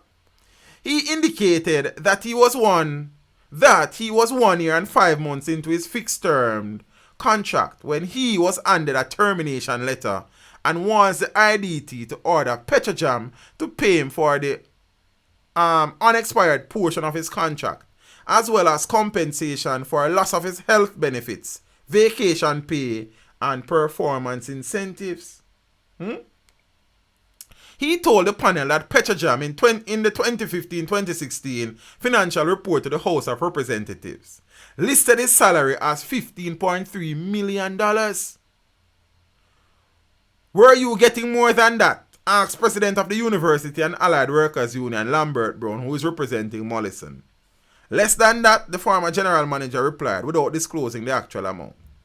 Mollison testified that during a board meeting on the 12th of July 2016, he raised the issue of the differential in compensation and against what was approved by the ministry and was asked to provide additional information.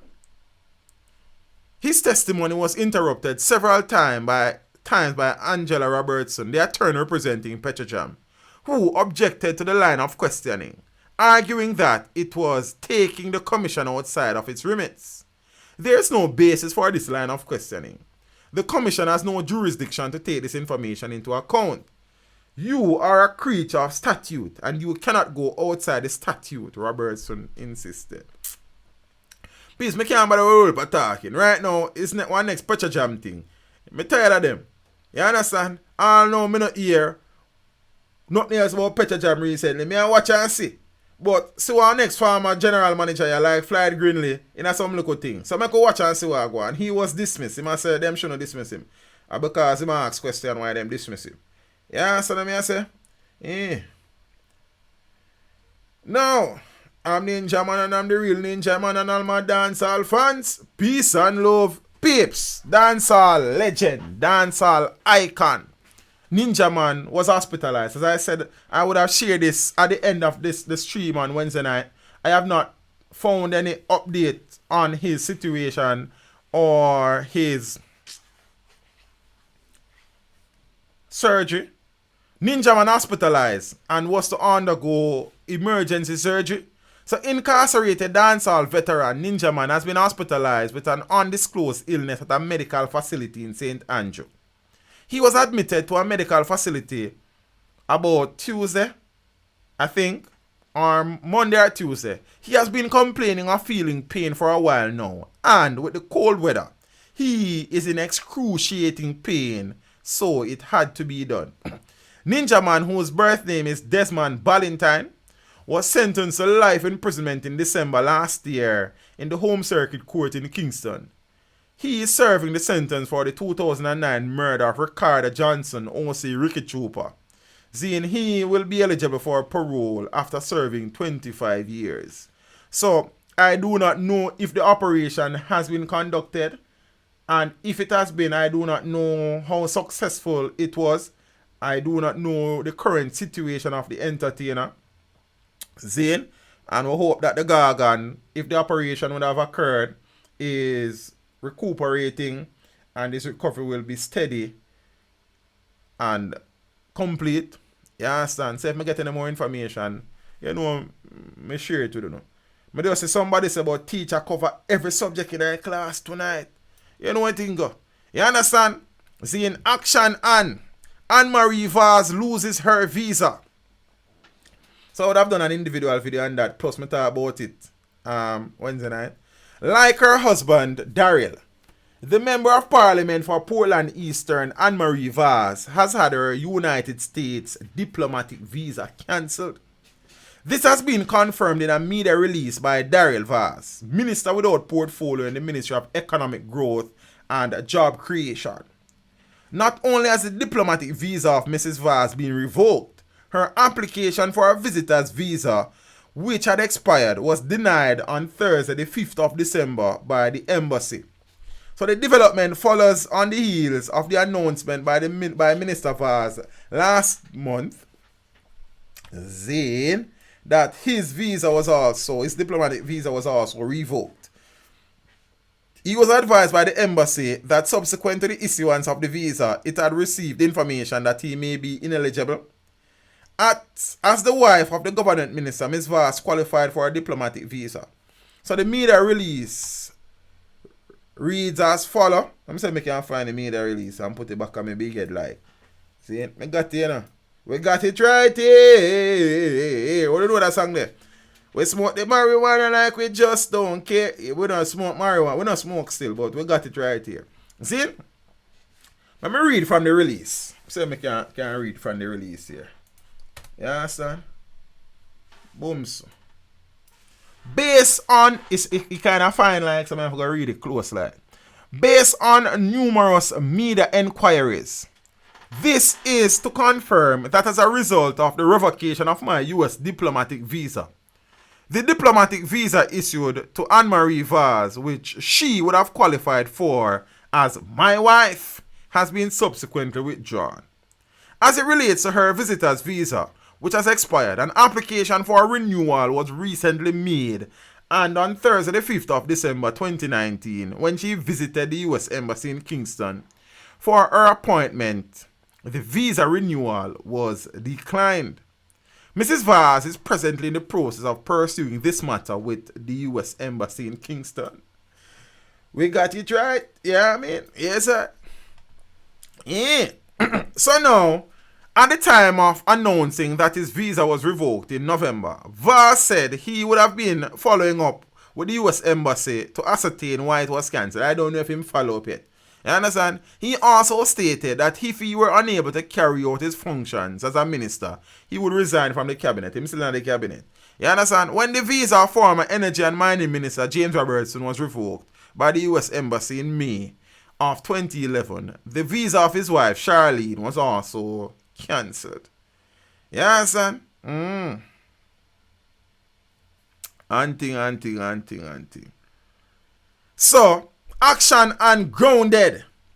So the local political directorate is again seeking answers from officials in the United States. After another member of parliament was refused a visa to visit that country. You understand? So Anne-Marie Vaz became the third sitting MP after her husband, Daryl, and the opposition's, you understand? Youthful exuberant Philip Paulwell were denied permission to visit Uncle Sam. You understand? So Vaz would have confirmed that his wife's visa was revoked and renewal denied and them someday. And he told the Jamaica Observer that following the revocation of his U.S. diplomatic visa 2 months ago, that the diplomatic visa issued to Anne-Marie Vaz was also withdrawn. You understand? As it had been issued on the basis that she is his spouse. He said his wife subsequently applied for a renewal of the expired visitor's visa. We don't tell that already. We don't tell that. You understand? But government sources, told the Observer that the action by the U.S. Embassy have left several members of the political and diplomatic community fuming. Well, I don't know. Why are we behaving like a visa is to the United States is our God-given rights? You understand? I don't know still, but alright, some people are fume. This source is noted that as usual, the U.S. Embassy did not say why the visa was not renewed, but high-ranking individuals in the U.S. diplomatic circles had previously been given assurances that the action to revoke the visa of Daryl Vaz and Paulwell would not impact their families. The Minister of Foreign Affairs, Kamina Johnson-Smith, needs to have a sit-down with the U.S. Ambassador Donald Tapia and try to get an understanding about what is happening. Right now, it is a case of everybody wondering who will be next. Who's coming next? Punchinella, little fella. Right now, it is a case of everybody wondering who will be next, said a source close to the government. According to the source, Prime Minister Andrew Holness, who is overseas on official business, the man gone at Japan. You understand? He has been informed and is watching the developments carefully. Boy. That's how you go. When rain fall, it fall for everybody or stop. You understand? It might not fall today, but like tomorrow, like, you know, it might drizzle across your yard. You understand? That's how you go. You understand? Mass Michael Troupe. a long time I see the Troupe himself. I don't know Michael Troupe. Well-renowned PNP councillor from the Granville Division in St. James Light. A very colourful politician. A very controversial politician. Might I say. Politicians. Yeah, him is one man. Yeah, that. Zane and Michael Troupe name has been called a few times. On a few things. For a few reasons. You understand? The last time then call in here, my man say, I'm going to sue everybody. You understand what I say? Then top call it. I never did even know that Michael Troupe did sue TVG and CVM. He win. The next brother up on the screen is our next councillor. Him sue some people to and him win.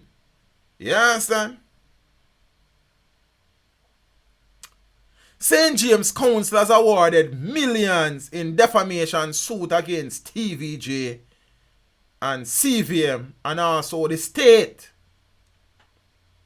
2 councillors from the St. James Municipal Corporation were awarded millions of dollars in damages in the Supreme Court today after they successfully brought suits against 2 media entities. One of the councillors was also successful in a suit against the Attorney General. It's a jacket suit. Councillor from the Granville Division, Michael Troupe, successfully brought a defamation suit against Television Jamaica and CVM TV.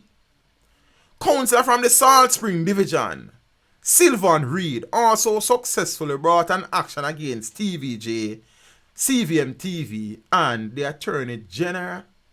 The lawsuits were in relation to their arrest in 2012. PNP Councillor Michael Troupe, who at the time was Deputy Mayor of Montego Bay, along with PNP Councillor Sylvan Reed and 3 other men, were taken into custody in July of 2012 following a series of raids by the Lottery Scam Task Force. Scammer them there, dog. 2 of Mr. Troupe's sons were also arrested. One of them pleaded guilty to gun charges after appearing before the gun court. We get a barrel of gun lately come down and we're not ready for distribute none. It's not me sing the song. It's Ninja Man did sing it about 2002 Sting like when him rub out Merciless. I don't want nobody call me name. You understand? But the 2 men took the police commissioner, Owen Ellington, and the head of the Lottery Scam Task Force, Superintendent Leon Clunis, to court for utterances made in the media following their arrest. You understand? The pair included TVJ, CVM TV, and the government in the suit that was filed in November of 2012. The Attorney General was named as a representative of the government, being held liable for the actions of the police. Because you have good cops, bad cops, cops who rape people, and cops who broke shop. Wouldn't know hear, nothing yet. The men claim they were falsely and maliciously arrested. The suit also claimed certain words which were spoken by Superintendent Clunis and Commissioner Ellington that were aired both by TVG and CVM defamed Mr. Troupe and Mr. Reed. Mr. Reed. In a ruling today, the court awarded Mr. Troupe $11 million in damages for defamation against the 2 broadcasters, while Mr. Reed was awarded a total of $12 million in damages. He was awarded $8.5 million in damages for defamation against the 2 media entities.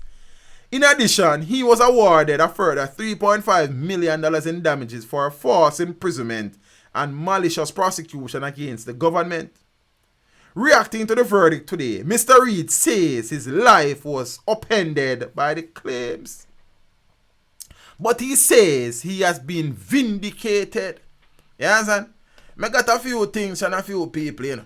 I go and play a few things. I hope them don't charge nationwide for no defamation. Hey man, that's say what them say. You understand? Yeah, this is Mr. Reed. Mr. Reed. Not from the rural variety, but from the Sylvan stable. So it is a great day, not just the fun, but of course my name. And when a man's name is being dragged like that, it is just not a thing. When I travel, I have to go through like 3 or 4 interviews. I have to be pulled over many times, and that never happened before. So my entire life was like written off, but I'm glad that there's still a God, and I'm happy for the victory today. And I want it to be out there and for people to go ahead and create their own opinion like they did when we were accused. I am glad there's a God. To God be the glory. Can I get an amen, church? Never mind. When contacted, Mr. Troupe said he will consult his lawyer before commenting. But in a series of Facebook posts, he expressed delight at being vindicated by the ruling. He also issued a warning to those he says would attempt to drag his name through the mud. I wonder if I can find it. I'm going to read what I'll say now. You understand? Load the thing. Yo, I can't. Sure, I forgot to say me on Facebook yesterday too. Wouldn't know here, wouldn't know here. Me I search for peeps. It work, me I work. You understand? One think it's chicken I come here to jerk. It has to sign in. Why I need to sign in? You understand what me I say? How much placement? Sure. You see? God is a good God. Yes, He is. God is a good God. Yes, He is. He picked me up. He turns me around. He plant my feet on $1 million ground. He is a miracle. Come on, church. He is a miracle working God. He is a miracle working God. He is a wonder. I don't know where I still, but me know a miracle part in there. You understand what I say? Yeah, man. What me I look for now? MyCash, MICHEAL. John no star. Boom so. Troupe, TROUPE. You know me could spell like. Boom. Him as up on Facebook, him say there. Me I look for. Hold on, don't move. Tell her now move a muscle, I'm coming home to take a trip down in the love zone. I'm serious, me nah make no joke. Ganja me smoke and not coke. You understand? Big up Bounty Killer. Anyway in there. You understand? The Godfather. Zin? Yes I. Me have 3 mutual friends with Michael Troupe. Is who them friend there? Me I search with them, you know. You understand? I don't know them friend there. Them friend there. Me I look for them. I never know say. You understand? Me not see comments them. Where comments them there? Oh, okay. Okay, it look like a this. Anybody that attempts to drag my name through the dirt will speak to my lawyers. Time come. Enough is enough. 7 years was enough to slaughter me. Now I say no more. We are at the Supreme Court and we are victorious in our pursuit for justice. We want CVM and TVJ, the Attorney General, along with Clueless. We have been vindicated, called scammers and gunmen. You understand? Are them things that man say? Man say right now.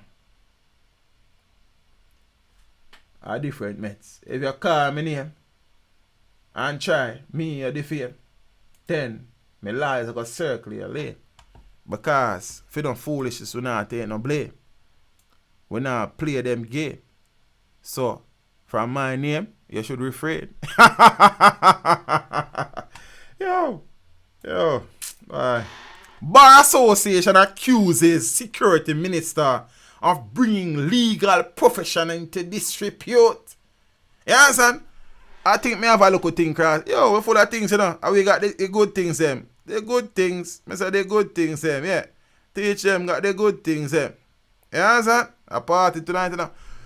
The Jamaican Bar Association says recent comments made by the Minister of National Security, Dr. Horace Chan, has brought the legal profession into disrepute. Speaking at a media conference at the office of the Prime Minister on Tuesday, Dr. Chang said there has been an increase in armed robberies, especially in central Jamaica, as criminals seek to use those funds to pay attorneys to defend their cronies who have been locked up. Yo, but you know what? Never mind.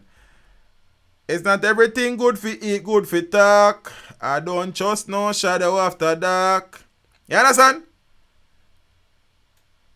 I don't want no. You understand? No, yeah. This comment from the National Security Minister, Zane, has local lawyers raising objection. Objection, Your Honor. Objection, so over. Anyone who want to pick your man?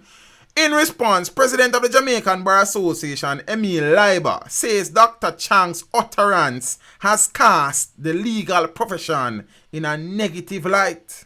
You understand? A negative light, like.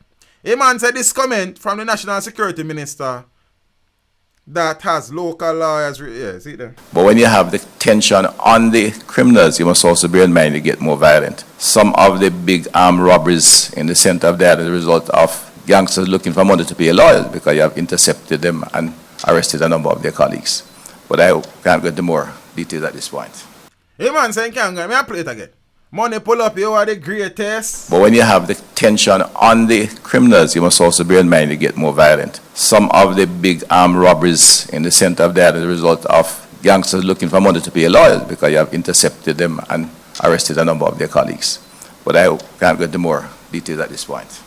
Hey man, said more details. In response, President of the Jamaica Bar Association, Emil Leiber, says Dr. Chang's utterance has cast the legal profession in a negative light. I think the ministers, when one looks at some of the comments on the story reporting the minister's statement, it reflects that it would, to an extent, cast the profession in disrepute, because it suggests that part of the reason why we are having escalating crime is attorneys, which would be far, far removed from the truth, because attorneys, as I've seen throughout this year and other periods, are also the victims of crime. So we're not immune from crime. We don't stand apart from it. We are all part of the Jamaican society who are subject to and potential victims of crime. Leiber is calling for an apology and a retraction of the comments from Dr. Chang. Mr. Leiber says the Bar Association rejects the demonization of the legal profession without credible evidence. When you remember in our trial what they were Tesha Miller, and they said something about lawyers and Bert Samuels get cross, angry, miserable, like a killer. We take strong objection to that statement and any such aspersion, which as far as we know is completely groundless. While I can't comment on specifics of a particular case, certainly no attorneys would knowingly participate in or facilitate and utilize the proceeds of crime, or should not. Let me phrase it that way. Should not.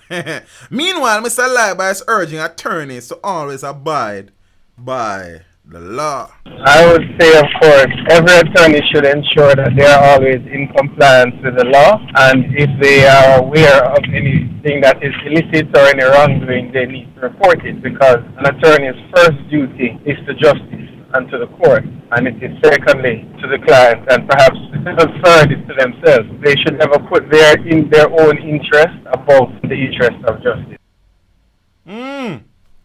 Jack Mandora. I not choose on the answer. So me get it, so me tell you, me not choose on side. So peace, we have one more story, two more story. We have a story with Donald Tapia, you know. The US ambassador to Jamaica. Then we go talk about the Vice Kartel situation and then we go with that. You understand? Jamaicans should be concerned that the government has borrowed millions from China, says the US ambassador. I have a series of videos coming up about China, you know. Zine, but I go to them in a holiday when I have a look at time. You understand? I can't find Tapia, but I find him there. See, him say it to them, I don't want to tell a lie upon the US ambassador. Next time I go look visa and I get none. Then that you understand me? I say, that's not right. And I'm grounded. I'm never stay here. I can't keep on a visa. Now, ladies and gentlemen, I present to you U.S. Ambassador to Jamaica Donald Tapia says Jamaicans should be concerned that the country has borrowed hundreds of millions of dollars from China to build a road that most Jamaicans cannot afford to use. You as a Jamaican should be uncomfortable to know that you have indebted the Jamaican people to the tune of $730 million for a road that the average Jamaican cannot afford to pay $32 for 66 kilometers. What average Jamaican can afford that? So yes, whenever China says it's a win-win, how is it a win-win? Now play it again. Money pull up, we are the greatest. You as a Jamaican should be uncomfortable to know that you have indebted the Jamaican people to the tune of $730 million for a road that the average Jamaican cannot afford to pay $32 for 66 kilometers. What average Jamaican can afford that? So yes, whenever China says it's a win-win, how is it a win-win? Mr. Tapia says he is concerned about a lack of transparency regarding contracts between Jamaica and Chinese companies. The ambassador says Agriculture and Industry Minister Arlie Shaw recently described an agreement with China as a grant, but later said it was a loan. Fire pan rum, fi poor pal and him scissors and comb. Run it.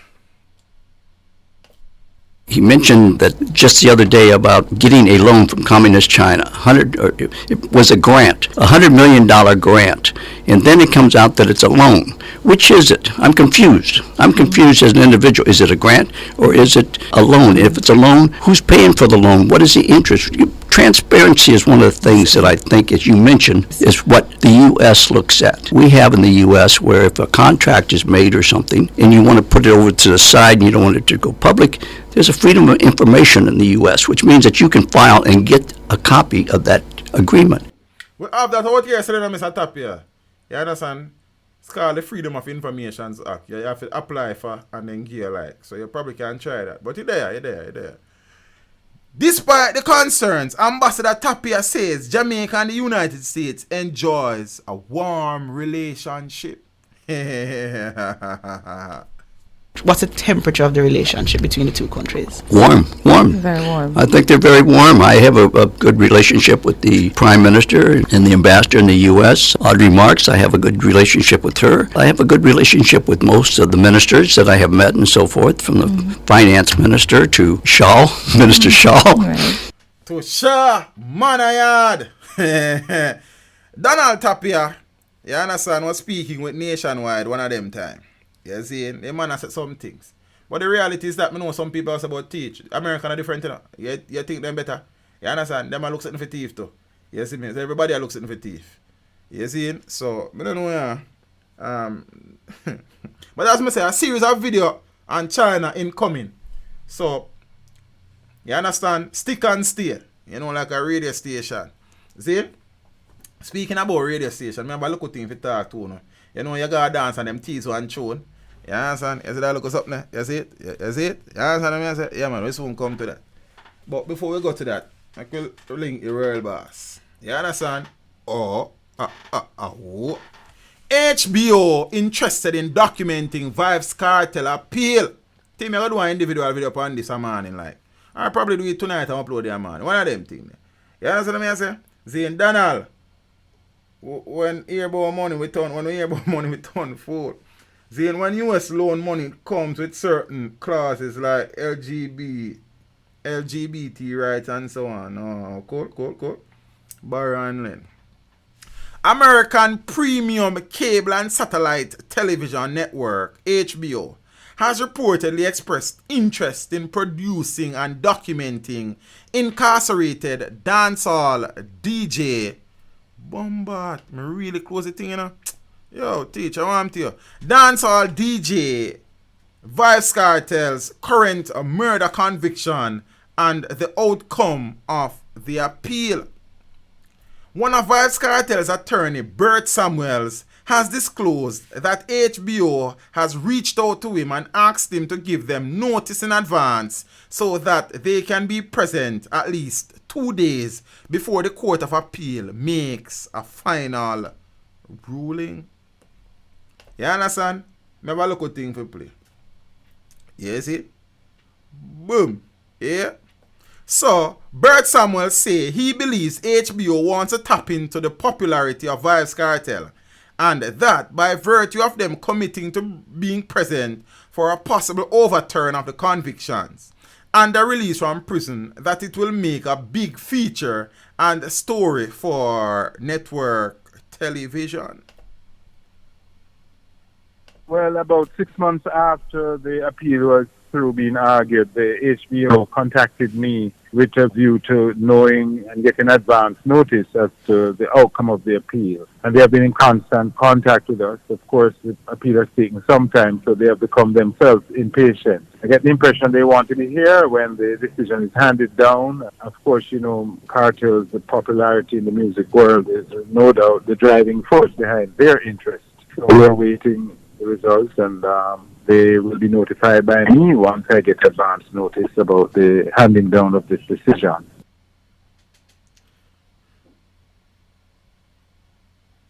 Just last week, the Court of Appeal indicated via a letter to Vybz Kartel's attorneys that the forthcoming judgment is now at an advanced stage of preparation.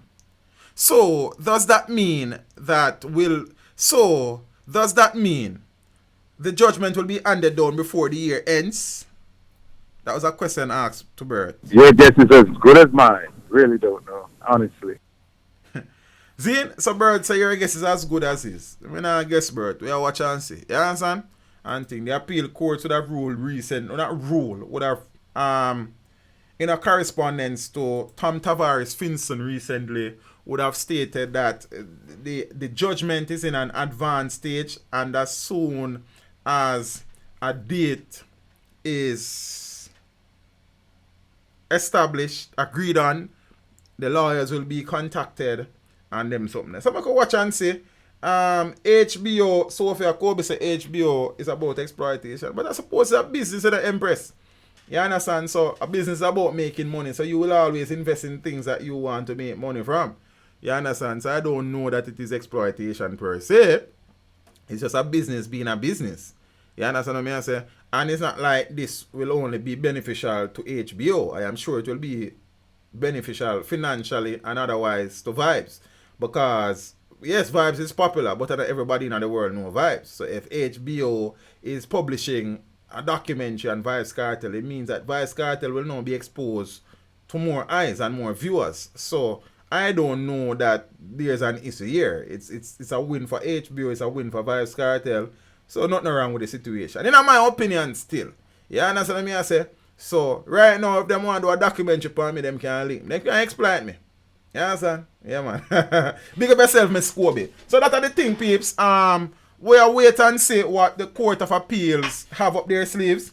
No date has been given for the judgment as yet, but they are saying it is in its final stages. And thing. Zane, how much money them a pay for the interview and who getting the money? I'm not sure now. Exodus. Yes, Zane. And thing. You see me I say? Then better not try the exposure something. Sizzler Pod, big up yourself. Peeps, manners and respect, you know. We appreciate the support, but before we go any further, I would have been telling you before now that, you know, doing this YouTube thing, I know that there are many positive things happening in Jamaica, Zane, but the reality is that people are really as interested in our positivity as you would think, you know. And I can speak on that based on facts. I will do a video that is teaching people some things and edifying people. Nobody know watch it. Let me do a video say 2 man kill 2 man run so it go viral. You understand what I say? So, I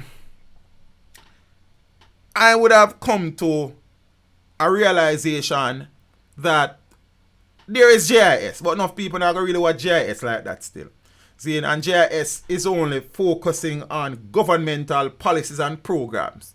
But there is a need, Zane, there's a vacuum that needs to be filled on the social media streets, on YouTube, where positive things that are occurring in Jamaica are highlighted.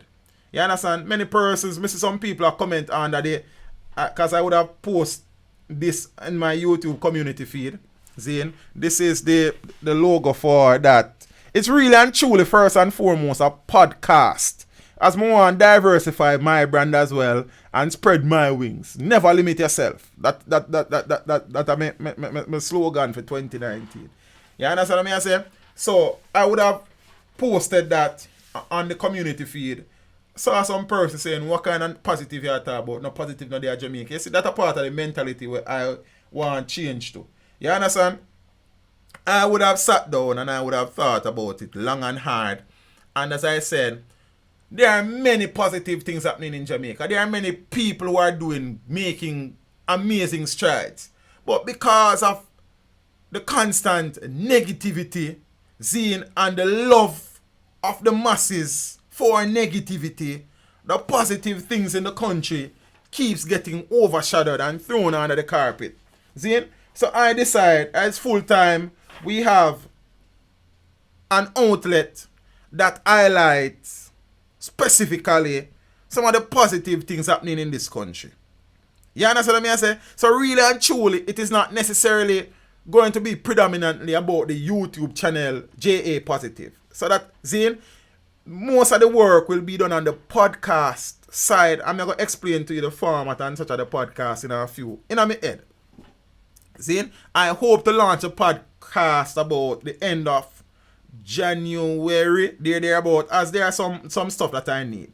You understand? Because doing a podcast and doing some YouTube video is not the same thing. The microphones are different. You understand what I say? Certain things are going to be. So I need a few things. Like, I just want to be as professional. So we're not rush it neither. Zin, podcast is the largest growing form of media consumption around the world. So I want to tap into that. I want to start something there early too. You understand what I say? And thing. And it's also getting my brand further out there. Because it is easier for some people to consume a podcast than to sit down and watch a live stream. You work out, you listen to the podcast, you drive to work, you play in your car, you understand, you wash, you cook, you play. You understand what I say? So different people consume things differently. You understand? So now, that's a part of it.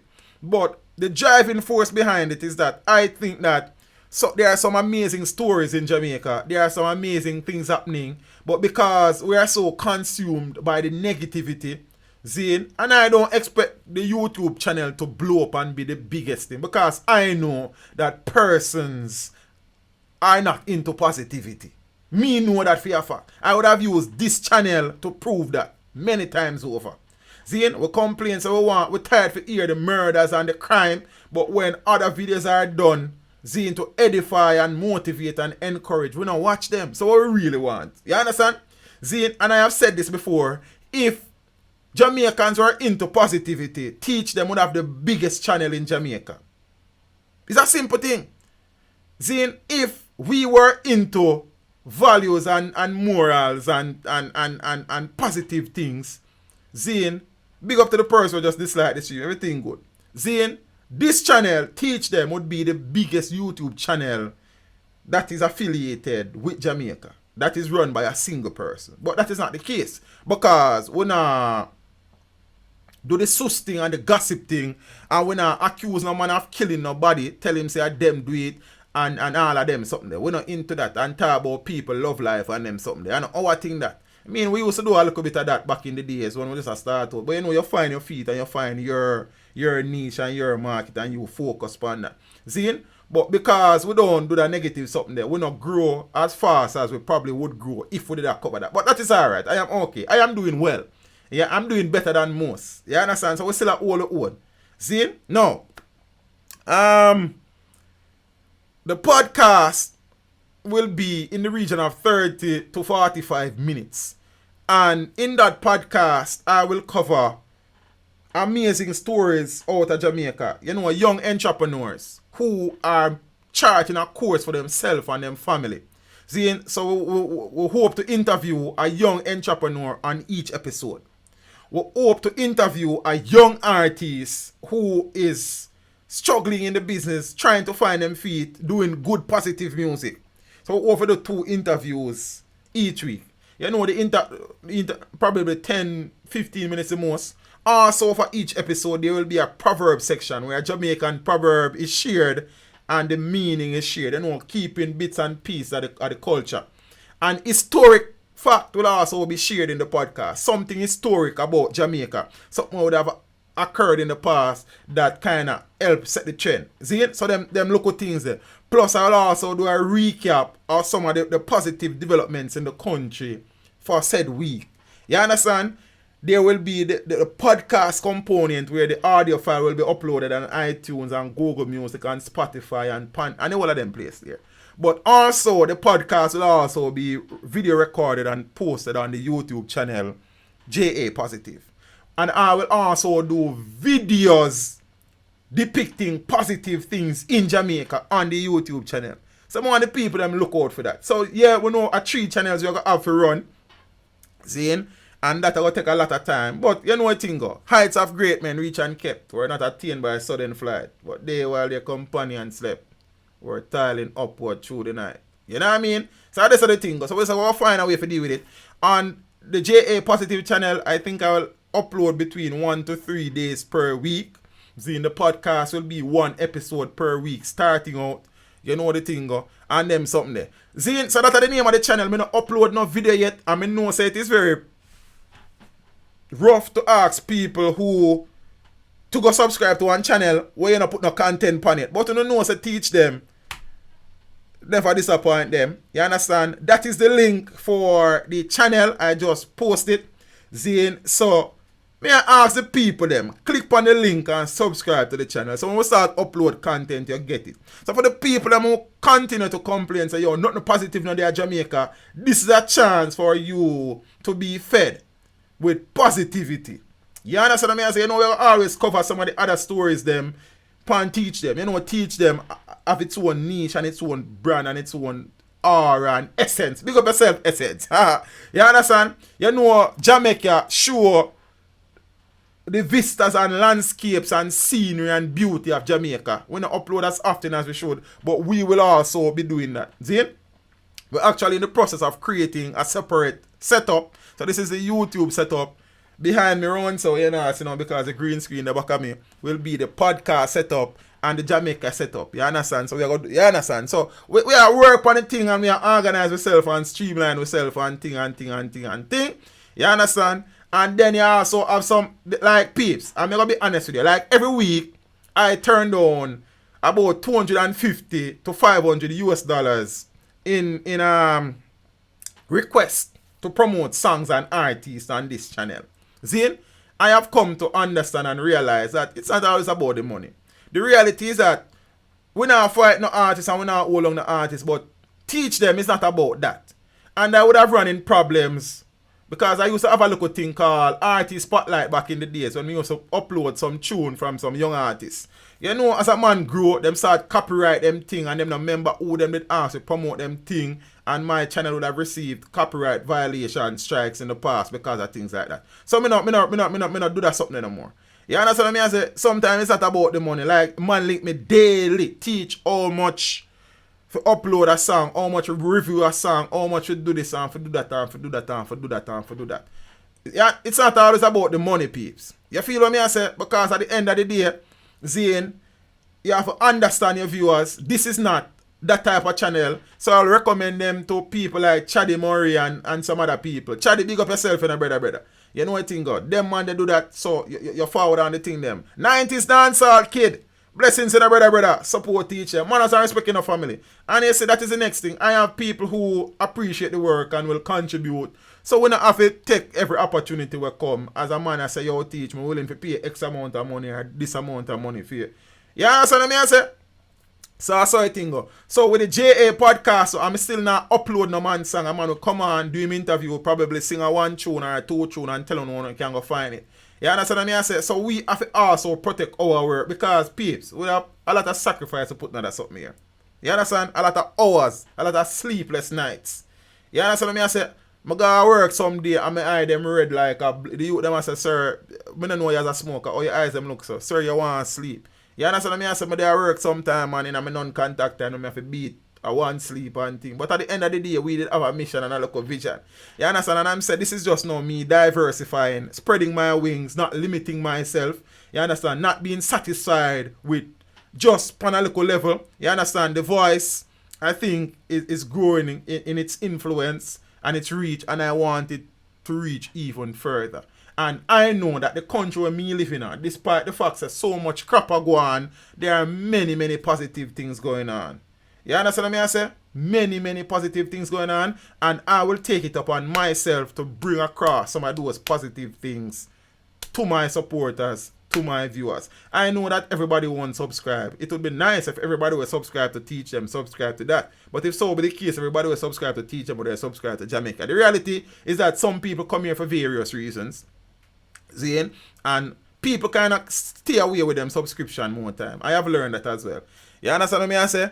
Jamaica would have about 30,000-40,000 subscribers if so was the case. But the reality is that not everybody want everything. So we understand, I want to crucify nobody. If the idea is appealing to you, if you are still a believer in Jamaica and knowing that despite all of the things that we hear on a daily basis, there are still positive things happening in Jamaica, even before me upload a single video, just go across, go click that little subscribe something there. When you click it, click on the bell, and it will say personalize or all, you click on all. So it means you'll get every notification for every video when I upload. Positive things are going on there, man. All is not lost. A lot of things need to be changed. A lot of things need to be fixed. Zane, right now, we're in the process of waiting on the audio for intro for the podcast itself. You know, the YouTube audio intro will be slightly different because video different from audio. You understand what I say? So we are trying to cover the spectrum and we want to do everything and just push the thing out there. I think the first episode, I will start the first episode with sharing my story. I would have shared bits and pieces of my life with you before. For sure, so no matter how bad the situation is, you can rise above your circumstances if you have the support around you. See, if you have the right mindset, if you have the right frame of mind, nothing impossible. I've told you before, I grew up as a very poor boy in a very poor family. I never got to school until I was 5 years old. The first time I walked in one classroom, I when I was 5 years old. You understand me? I say a positive energy that. Look on we now. You understand? We're not the most actualized person in the world, but we can hold our own in any crowd, anywhere, any day, beside anybody in any suit. You understand me? I say? Because we did have a vision and we did have a mission. You feel what me I say? And we start late, but we arrive on time. You know what thing go? Yeah, man. Teach that the link, that is the link. I think of the link that, you know. In our work.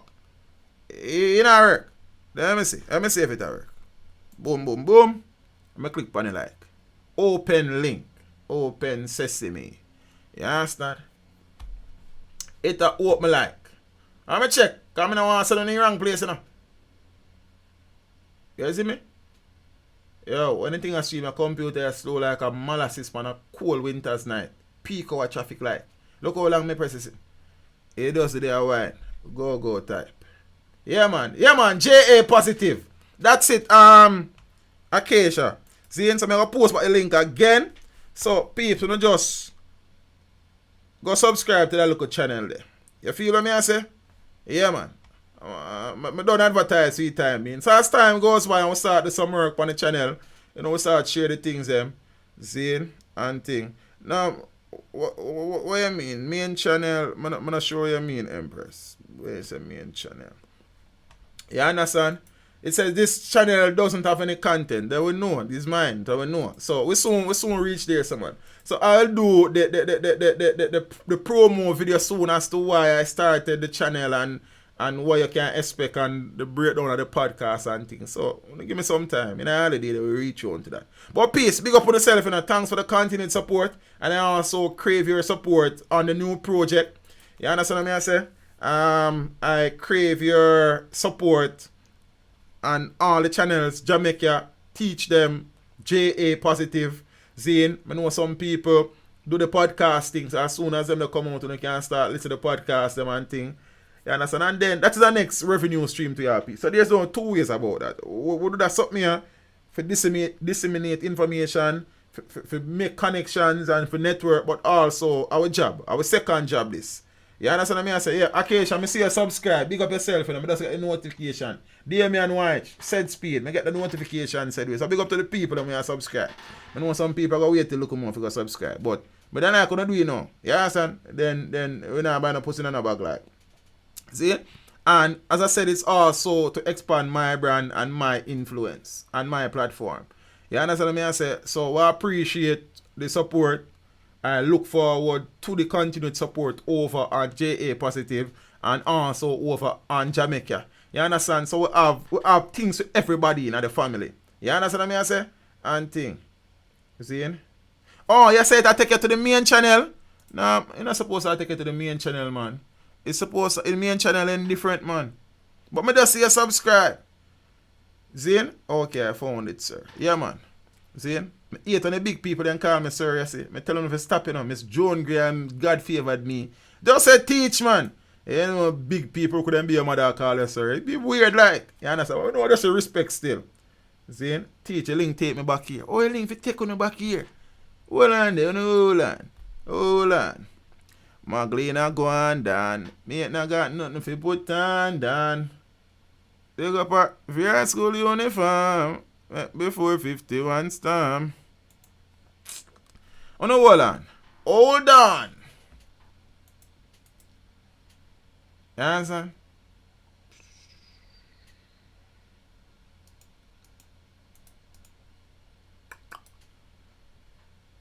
I don't know why I can't about come here. So I found the main channel, feature channel. Yeah, alright. If you find the feature channel, you just click on that and go subscribe. So if you go on the main channel page, but I don't know. I'm almost sure. I think I share it with I share it in the WhatsApp group for the channel last night. So let me see if I can't find it. Boom. Copy. I'm gonna open that. Boom. YouTube. So I can't find a stream. Alright, teach streaming live. Yeah. So I can't find a stream. I'm gonna post it again, peeps. Boom.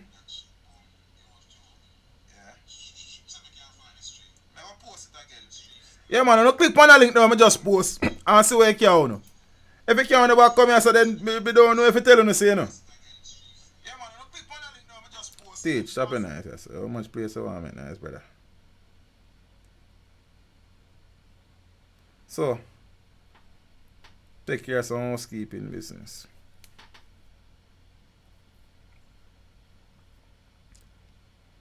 Oh, it is working. No, not working for me, teach. I don't know. Same thing, brother. I don't know, Rasta. I don't know. You understand? Because when me click on it, it can't me go J positive. So I don't know why I can't go there. You understand? And you're not going to find the channel now, because the channel not rank as it, because you don't want to start uploading. But I don't know why it redirect people back to this. But if you go upon it right back to teach them, it'll go. That's weird. You understand? That is weird.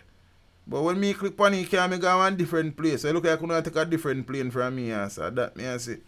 Let me see if I can copy it again. Share. Copy. Boom. I mean, I left tonight till I get to, you know.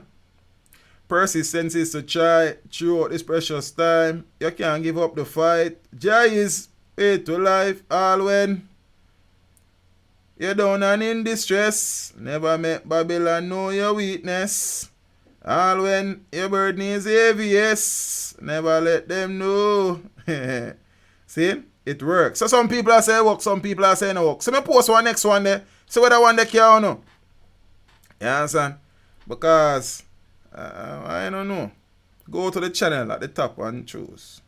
See? Boom. Boom. You know how long I share YouTube link and that one I don't know?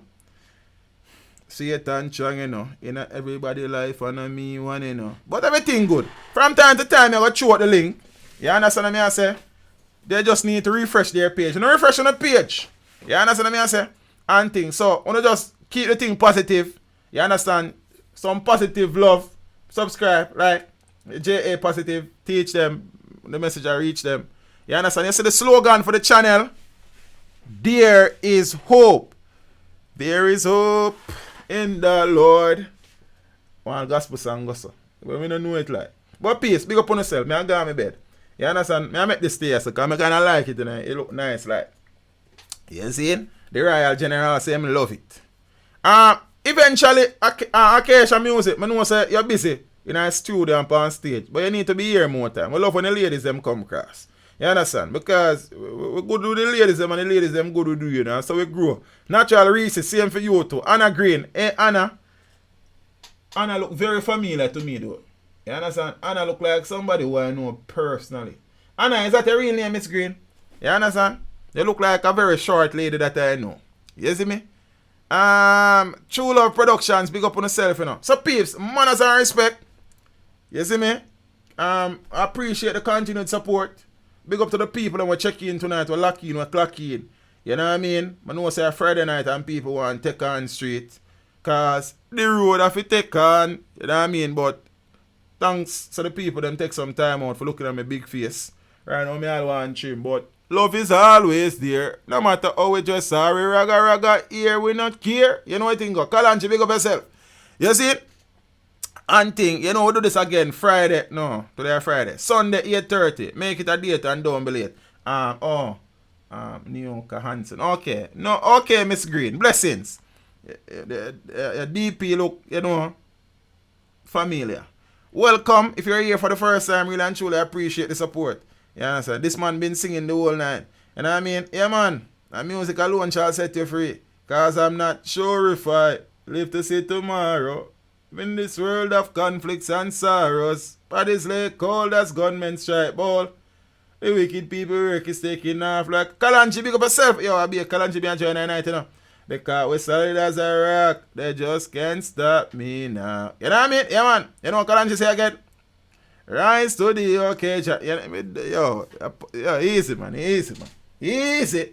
Peace. Big up on yourself.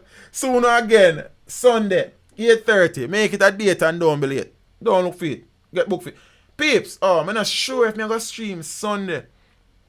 I think I was invited to a event by the Jamaica Tourist Board. I'm not sure if I'm going to reach it still. But if I'm not reach, I'm going to stream. If I'm not stream, I reach. You understand? But me make you know. I probably post something on the YouTube community. That's so you can see what I go on. But the people in the WhatsApp group said speed. You see it? But we don't know yet. But if anything, Sunday, 8:30, make it a date and don't be late. Don't look for it. Get book feed. For the people that must subscribe to the channel, just clicking subscribe alone don't really work out. You have to click, say, you want all notification from teacher or some notification. All notification will work. You know what I'm doing. And next thing, if you subscribe to the channel and now watch the channel, it don't make no sense to subscribe. You understand what I say? Your duty as a subscriber is to watch the video them early.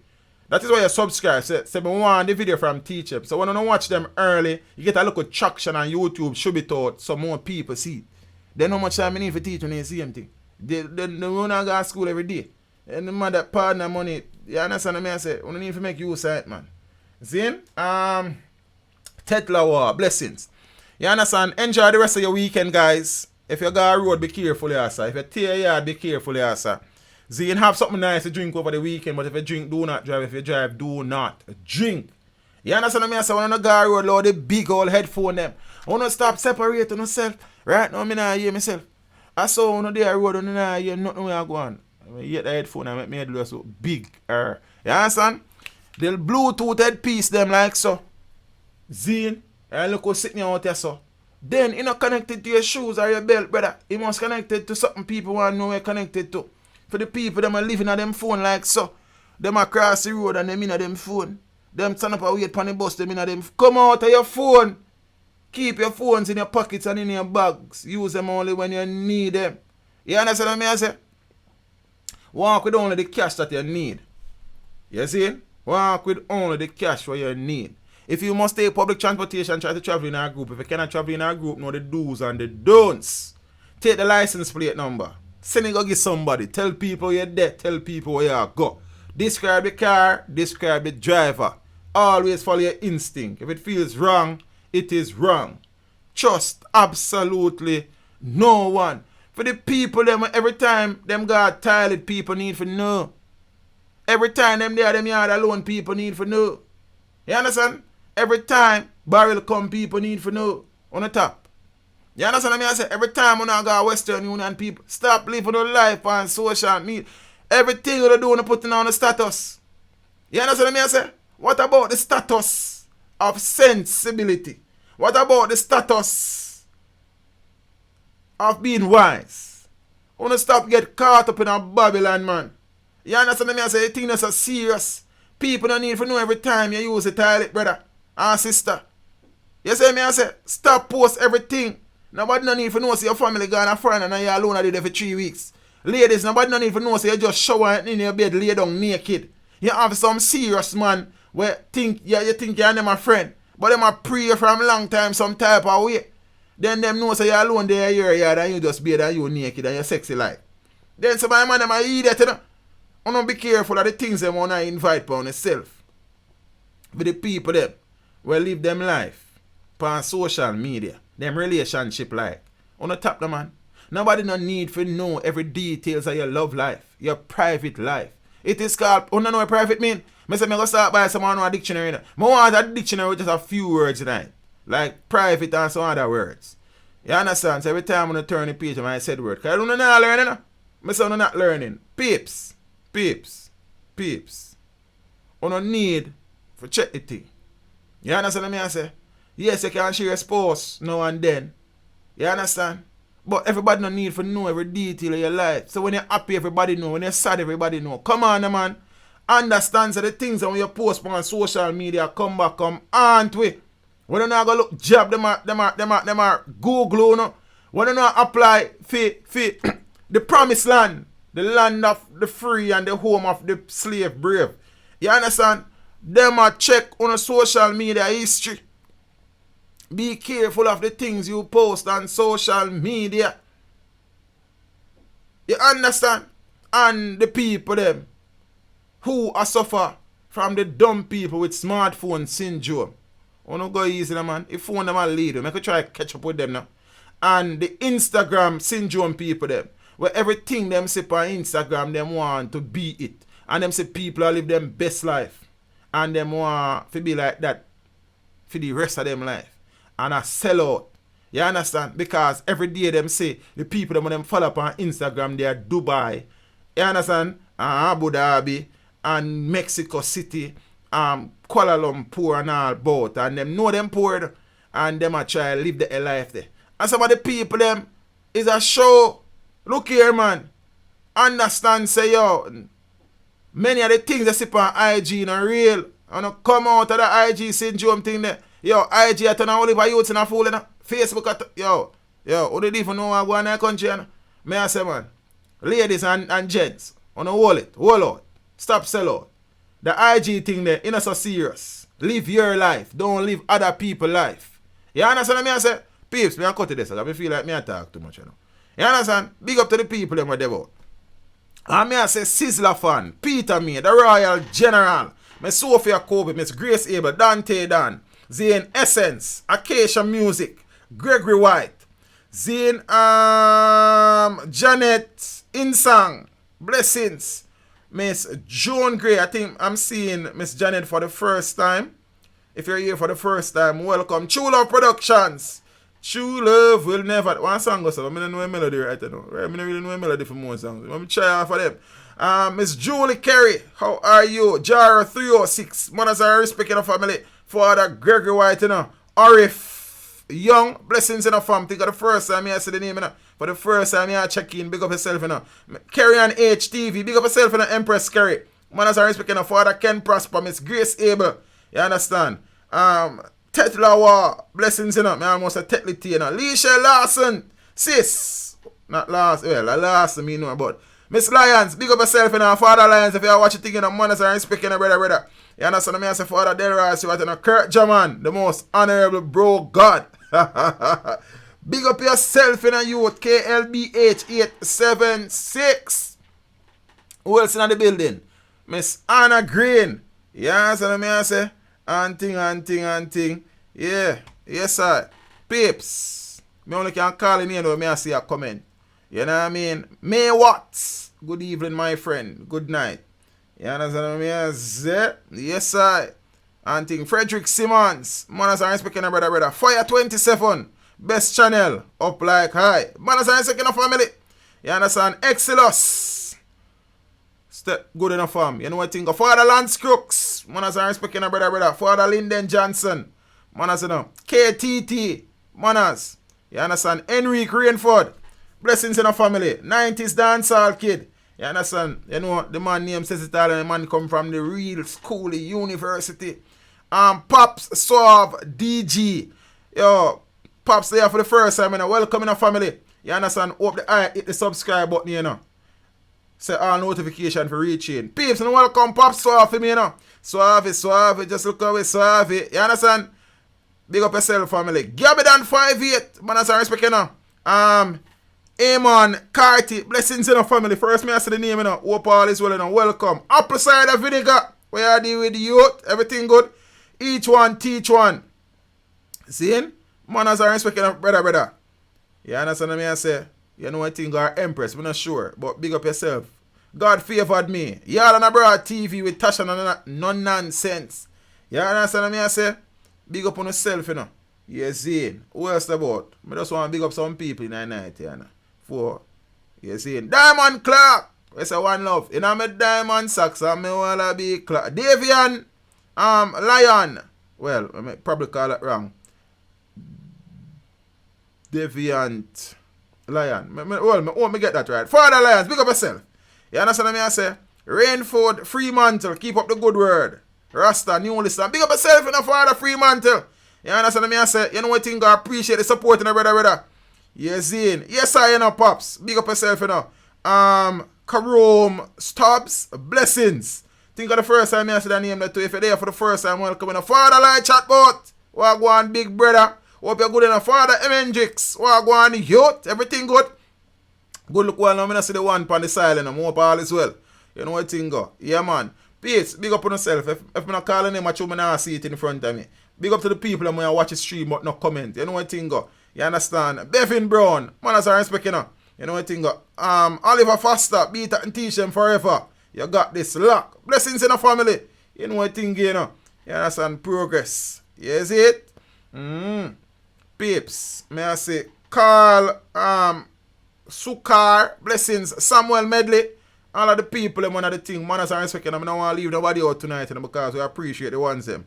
You know what I mean? Anting. You see it? Yeah, man. Peeps, big up on yourself. Sunday, if I get for stream, I make you know. Yeah, son. Take care of yourself. For the people them want to subscribe yet to the new channel in the making and the construction. Yeah, I know I don't upload nothing yet, but you know what thing go. Simon, Goodlit, big up yourself in the family. You know what thing you know. See? So when you go cross and subscribe to the new project now, some good things coming. Positive. JA positive thing name. Some things are going on in the country we need for highlight. Some people are doing some great works in the country we need for highlight. You know, just doom and gloom. You understand what I say? And not just negativity and sorrows and tribulation. There are some things happening in this country we need for highlight. So for the people that are interested in that something, you know, go across and subscribe to that channel. You know. Father Mike Lewis, Miss Jen Sawyer, Mr. West, Godfrey Shepherd, all of the people, you know, Mark, Macrae, blessings in the family. You understand what I say? All of the people who are there for the first time tonight, manners and respect, you know. Saying, peeps, look more, walk good, step with Jah, appreciate the ones them. Sunday, I'm out.